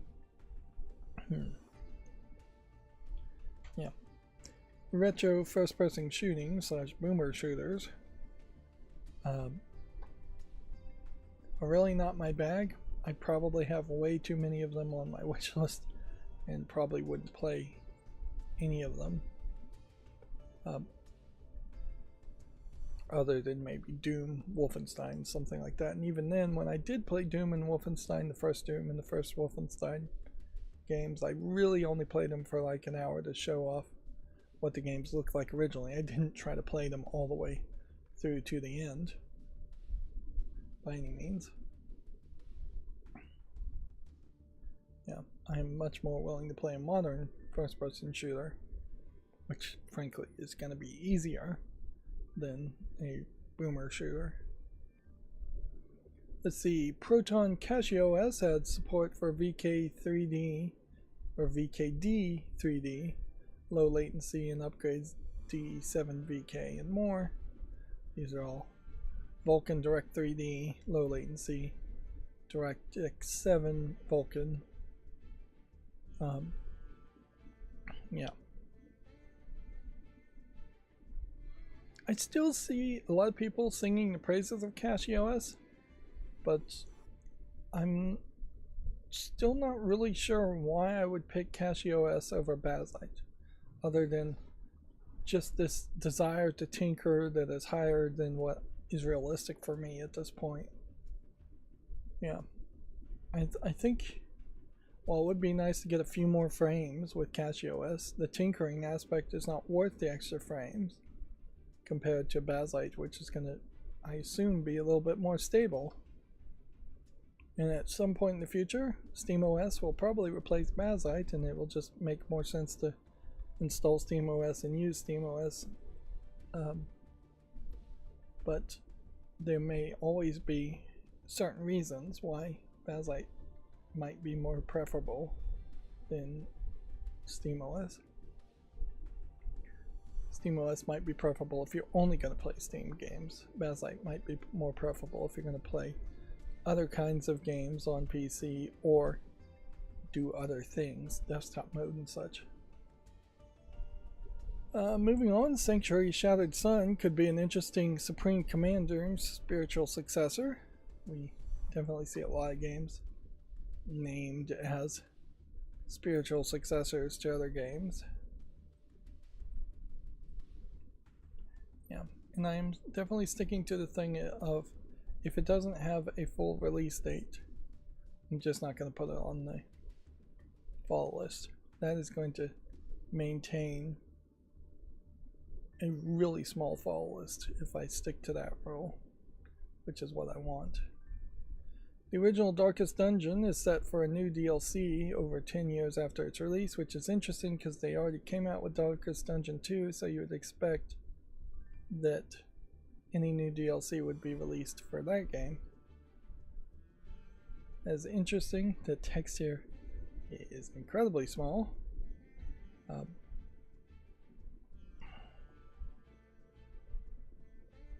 Yeah, I can't even really read it.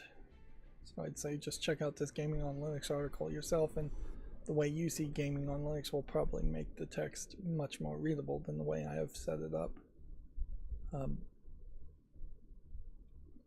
Unfortunately, I really never could like Darkest Dungeon. I played a lot of it. I tried to get all the way through the game, but even setting up all of your characters and setting up a strong party really led to absolutely nothing when I took on the Darkest Dungeon and just lost that party.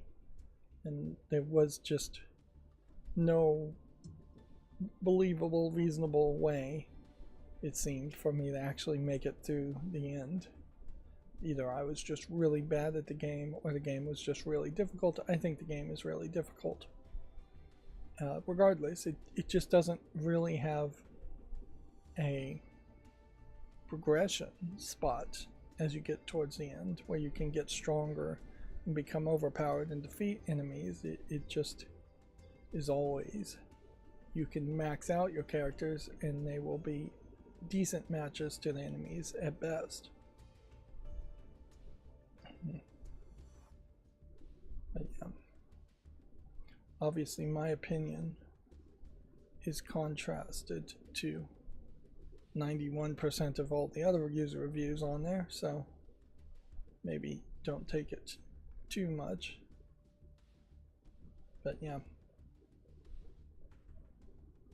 I just did not find the fun in it.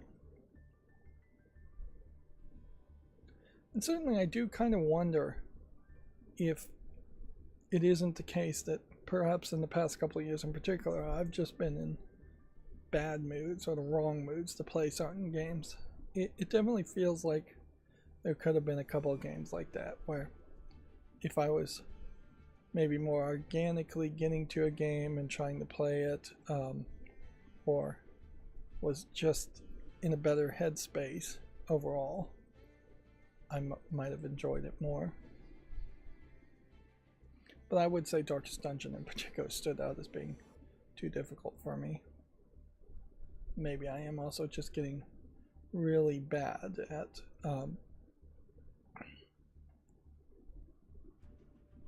playing games. That is also a possibility. Is I'm just getting really, really bad at actually being able to beat games.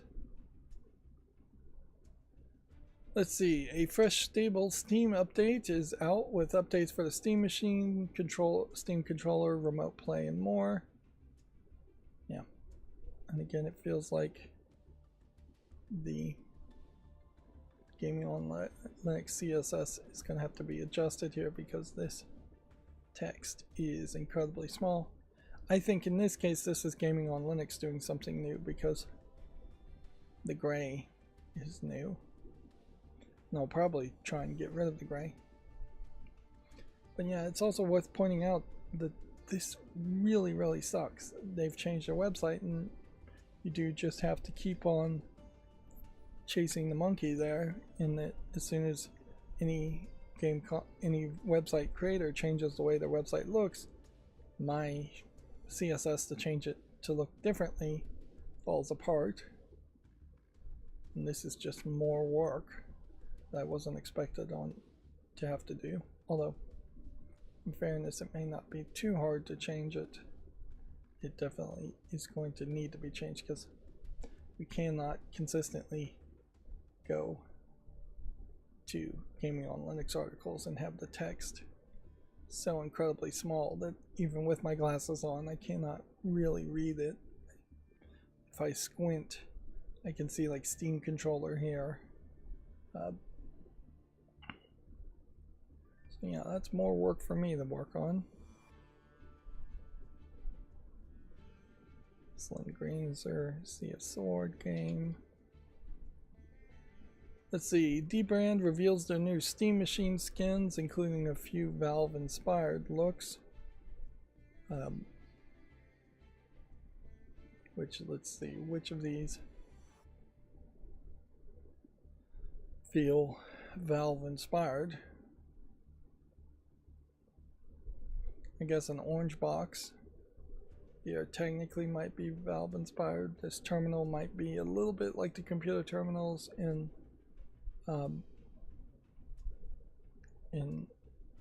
Portal.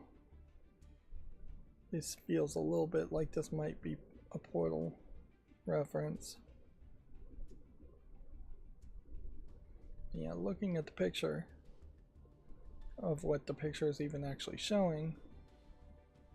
See if we can go to just Dbrand and scroll down through all of these.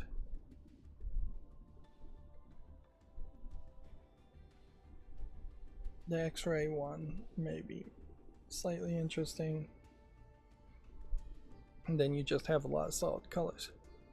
So on one aspect, I suppose if you were decorating and didn't mind potentially ruining the performance of your Steam machine or lowering the performance of your Steam machine as far as its cooling, getting what looks like 0.25 millimeter thick stick-on covers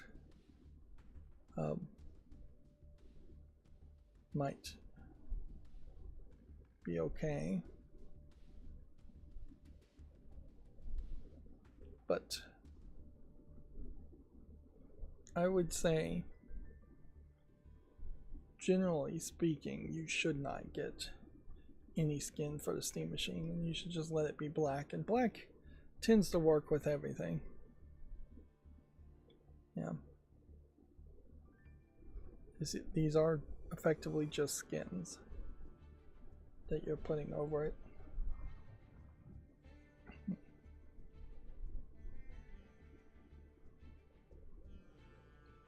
Yeah. Which that does at least eliminate the issue that I felt like was going to be the case with the companion cube, where it felt like the companion cube case in particular was going to cover up air vents and severely lower performance. I think this is going to minimally lower performance as far as cooling goes. But yeah,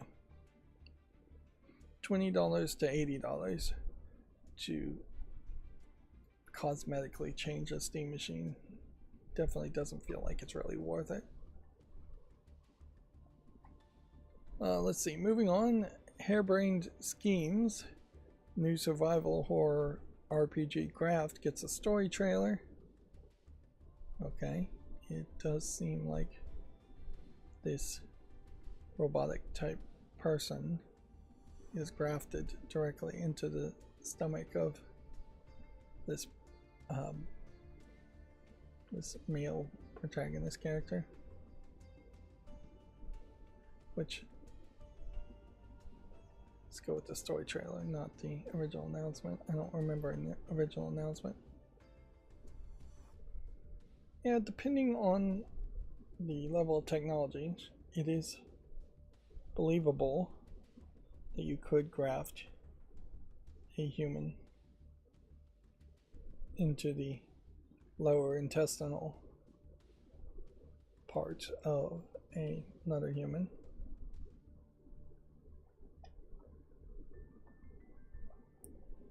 At least temporarily. Eventually, rejection would probably set in quite a bit.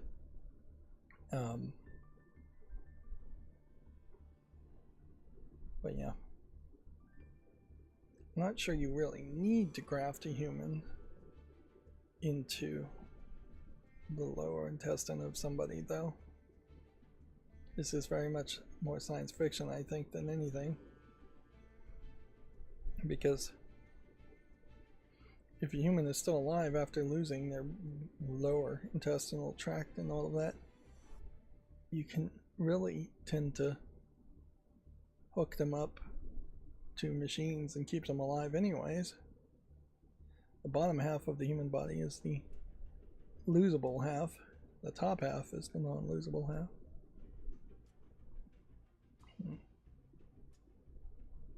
So yeah, this definitely looks like it is a body horror first-person shooter game, which, okay. It looks fine from that aspect. If you were telling more of a TV show or a series or a movie or something and it was called Graft as a horror, you'd probably have just like a small skin graft or something taking over your body slowly, not what seems to be like a lover that you're desperately trying to protect being grafted to your body.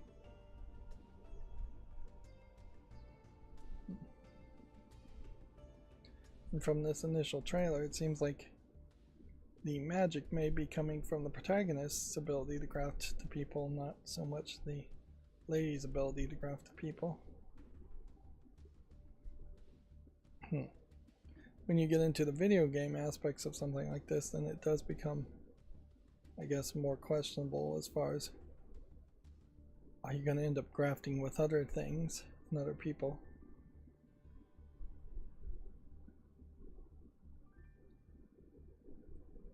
So yeah, there's something there, I think.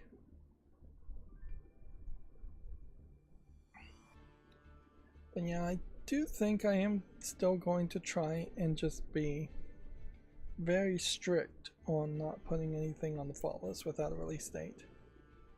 So I'm just going to make a YouTube short on that.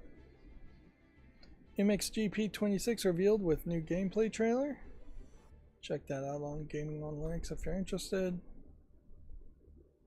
This too, I just don't think really needs to be on the follow list until it has a complete release date.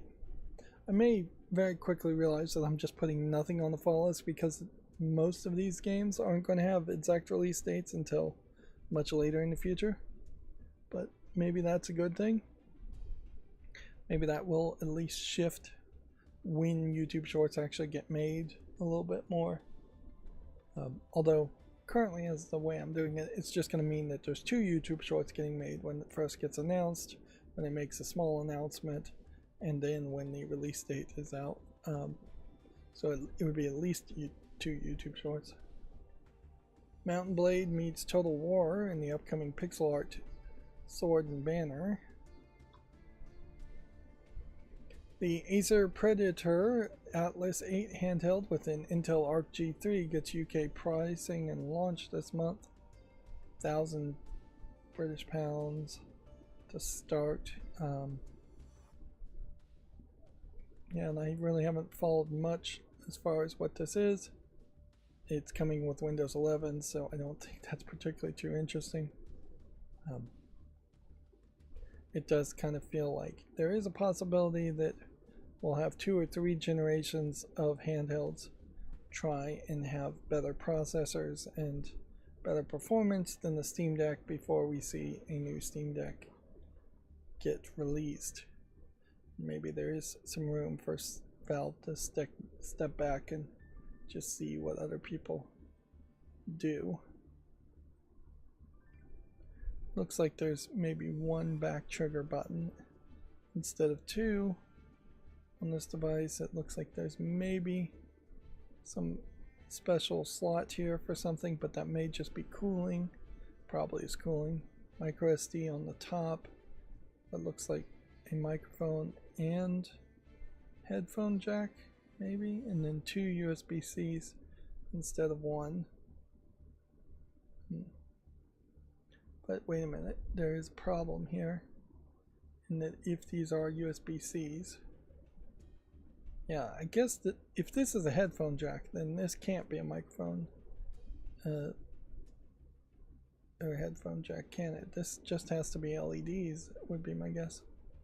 But the USB-Cs over here are a problem in that the volume up and volume down should be where the USB-Cs are, and the USB-Cs should be where the volume up and volume down is. You're never going to be able to turn the volume up and down while plugged in that configuration. Yeah. And I still would heavily question whether there's any real value in having any kind of handheld that doesn't have at least 1 touchpad on it. Probably 2. Isn't that minimum? Let's see, the new Dino Lords trailer gives medical strategy a Jurassic twist. I mean, medieval strategy a Jurassic twist. Yeah, that makes a lot more sense. Really just spouting off nonsense there for a second. Yeah, it still kind of feels like it's a tower defense / city builder game. I don't know if that would really catch my attention. I'll make a short for it though. Beetle Ball looks hilarious, like Rocket League with bugs that have crazy abilities. Okay. I do question whether Rocket League was ever that popular or whether it was just overhyped. Certainly there was a lot of games that feel like they were overhyped 10, 15 years ago.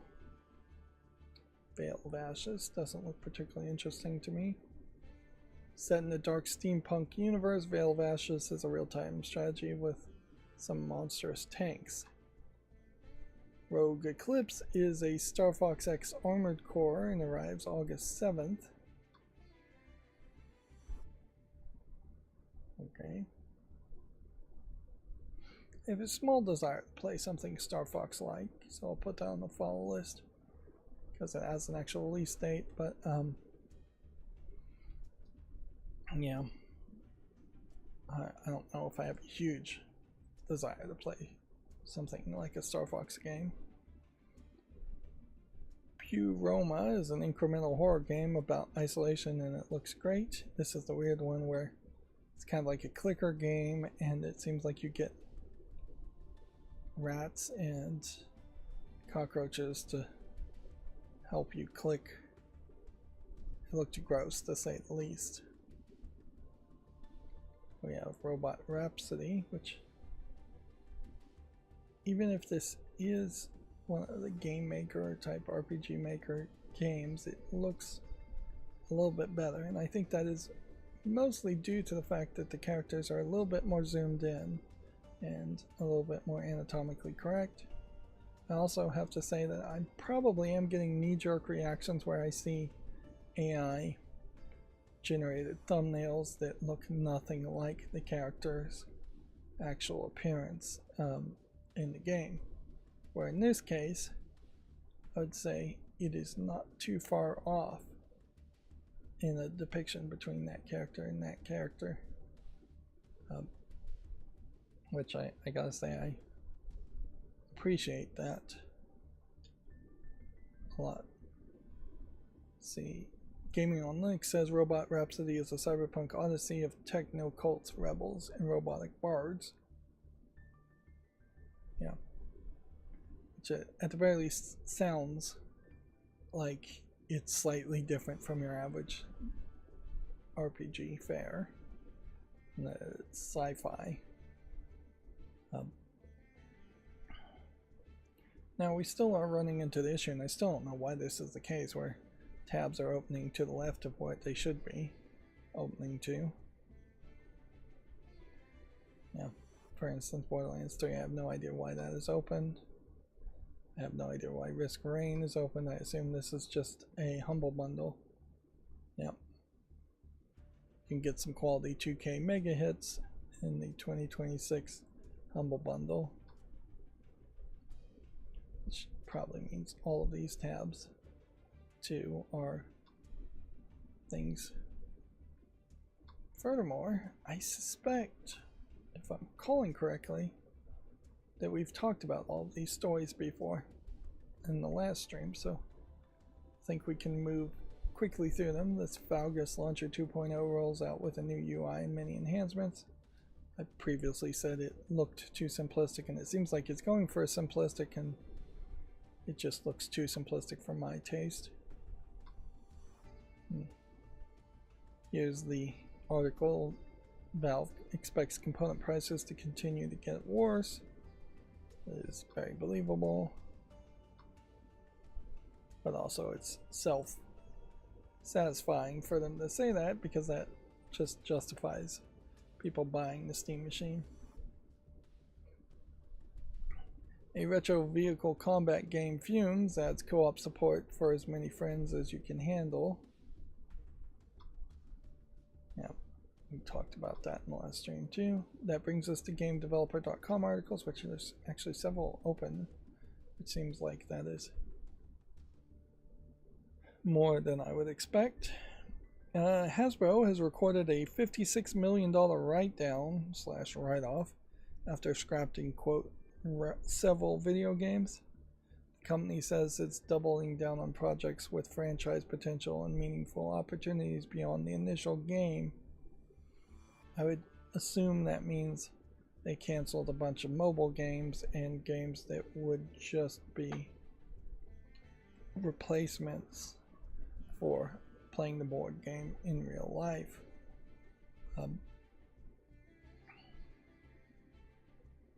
Which, yeah.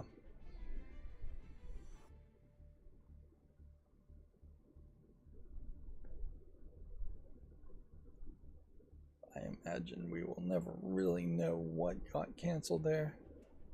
But it's probably the right move, frankly, because most Hasbro related games have been absolutely awful. Let's see. Former Recreation team starts up a new studio and is working on a sequel. Okay, check out that article if you want more details. Alpha Dog Games returns to independence 2 years after being shuttered by Xbox. So it is extremely questionable whether this really is the same Alpha Dog Games. First of all, if you're shuttered, that would mean that Microsoft would probably own the rights to Alpha Dogs games, and they would have had to buy the name back. The number of people who would still be there after 2 years of unemployment would almost certainly be zero, other than the CEO / owner of this new Alpha Dog Games. Yeah. So yeah, this feels very much like an Atari situation where there's just a new company called Alpha Dog Games that is going to maybe own the IP of the previous games, maybe not, and really just be a new group of people.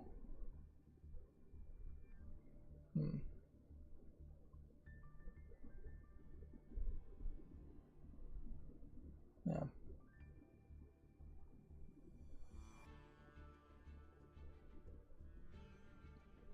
I guess we have to just leave it at that. Sorry, I was reading the article. Pentiment director emphasizes the importance of RPG players not controlling everything. Okay. I suppose on a surface level that makes sense. Like, it would be fairly boring if you just had godlike control of an RPG experience and you could just defeat every boss and always win.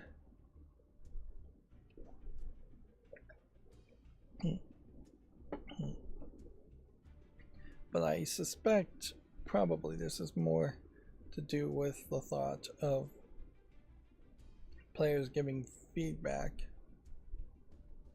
to no, it doesn't seem like that actually is the case. But yeah, it equally would be bad if players could just give feedback and have total control around a game being developed. We've seen examples of games that never really get finished or made where it is very much the Patreon supporters or the fandom, the small niche fandom, is voting for content to be made or pushing for content to be made. And even on the open source realm of software being made, games being made, if you don't have a strong controlling artistic vision, things just never get finished, or things are just not good when they get close to being finished because there's just too many cooks in the kitchen. And I guess if we brought it to the Final Fantasy VII remake, if fans decide they want the character to die or the character to not die, should the creator of the game remake actually listen to the fans or not? I'd say it's probably a cop-out if they ever claimed that they did listen to feedback on that point, and they should just do what they had planned on doing in the first place. Almost always, when it is a case that something gets changed in the TV, movie, video game, whatever, that becomes a story in the future, and it's always from the perspective of this wasn't worth changing, or we shouldn't have changed that and we should have stuck to our guns. And I think for the most part people should stick to their guns and do what they plan on doing. Let's see, there's a report that Splitgate Dev 1047 Games has laid off staff, which, yeah, it definitely seems like layoffs are still happening. Perhaps they're just not getting reported on as much because it's not Microsoft this week laying off people. Here we have Nintendo again saying, same article, saying consumers are not legally entitled to tariff refunds. The sad truth is, even if there is a judgment saying that they are entitled to legal refunds, I wouldn't be surprised if there is some eShop coupon that gets given instead of actual cash refunds that are sent back. And even if it is actual cash, it's going to probably require people to submit a receipt for buying something, and it probably would have to be for buying the Switch hardware exclusively, not any of the software.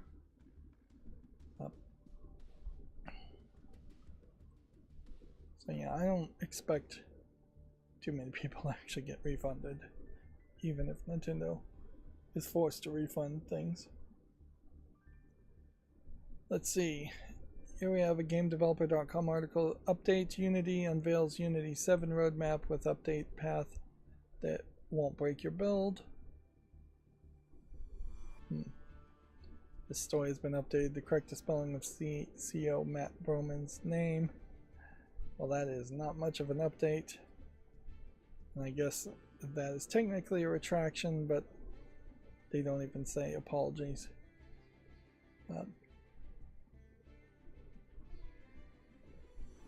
As far as the actual story here, Unity 7 being a new version, I don't think it's going to get too many people excited because people are already very checked out on using Unity. If they can get away with not using Unity, they will. Alright, and that's going to bring us to all the new games on Steam, which it does feel like today, in particular, the tabs were in decent order. So you should be relatively done quickly, or at least we'll be doing things in the orders that it's planned. Keep an eye here if the follow list pops up. That means I'm adding it to the follow list. Otherwise, I might just be making a YouTube short on it, unless I swipe down, in which case I am then just closing it.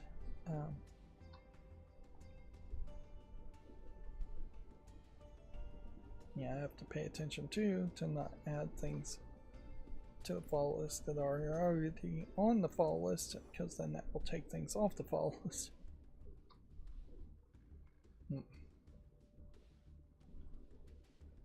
Yeah. It does feel like today went a little bit longer, and it does feel like I'm still not really going to accomplish much after these streams happen. Like, inherently, I'm pretty tired after 3 hours of streaming. I can do a little bit of follow list cleanup, and there's definitely a thought that follow list cleanup is just going to start happening exclusively off screen. Here we have a rip-off of that Chameleon game, which, yeah, I saw a video talking about how rip-offs of the Chameleon game are happening very fast, within hours, that we really are in Roblox and on Steam starting to see the case that even if you make something in secret and release it, if it isn't extremely complicated for somebody to rip off, it will get ripped off in a matter of hours.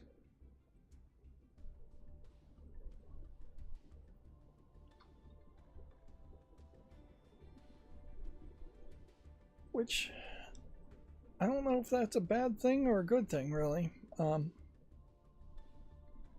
a lot of cases, you have games that are really successful, and then they disappear and lose their relevancy after a year or two. And yeah, I just don't know if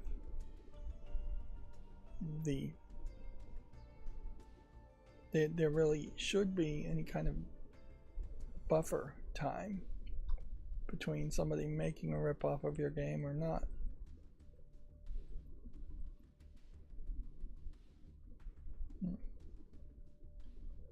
Give that a chance.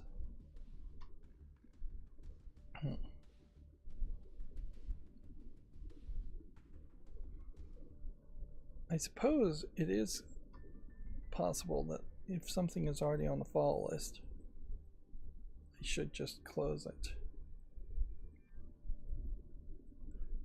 But on the other hand, maybe I should look at games that are already on the follow list and just see if I can reevaluate them. And that might be a pseudo extra follow list cleanup.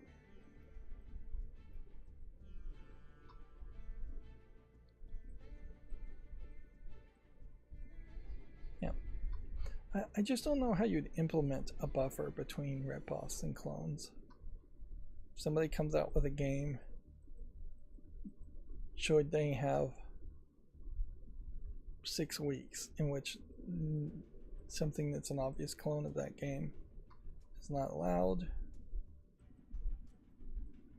Should they have 6 months? Should they have 2 years? As far as copyright and patent laws in the United States, that still would be incredibly small amount of time. But yeah, that's probably not really a game, but I put it on the file list anyways. It certainly would be some amount of buffer time.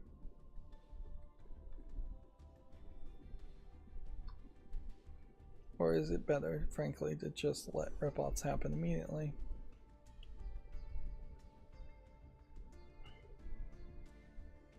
The weirdness certainly is that something that is slightly inspired by some other game might come out and be successful, but I don't think we've ever seen an example of something that is a blatant ripoff being more successful, at least not recently. Maybe you would say Miss Pac-Man technically is a blatant ripoff of Pac-Man, but I mean, you're also talking 34 years ago in that case.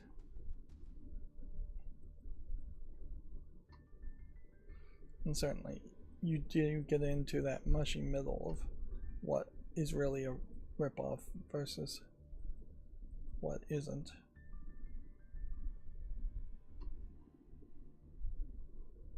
And I guess it's totally possible that even the Chameleon game may have been a ripoff of something else, and we just don't know.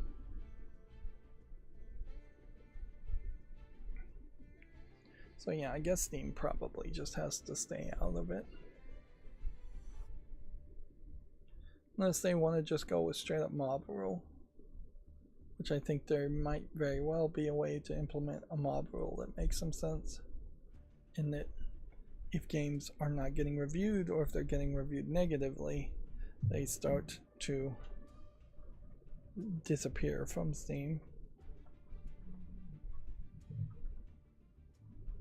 But yeah, I don't know if we really even want that level of mob rule, because then you eventually are going to have just a Reddit for video games, and weirdly, in this case, re-uploads for video games really would not work. Alright, well, even though I thought that was going to take a while, it really didn't. So yeah, I'm still very much getting used to the idea of going through all the non-AI games on Steam and only really looking at 20 or 30 of them. Alright, well, that's going to be it for this stream. As always, I ask you to like, share, subscribe, comment, and keep on watching. Thanks.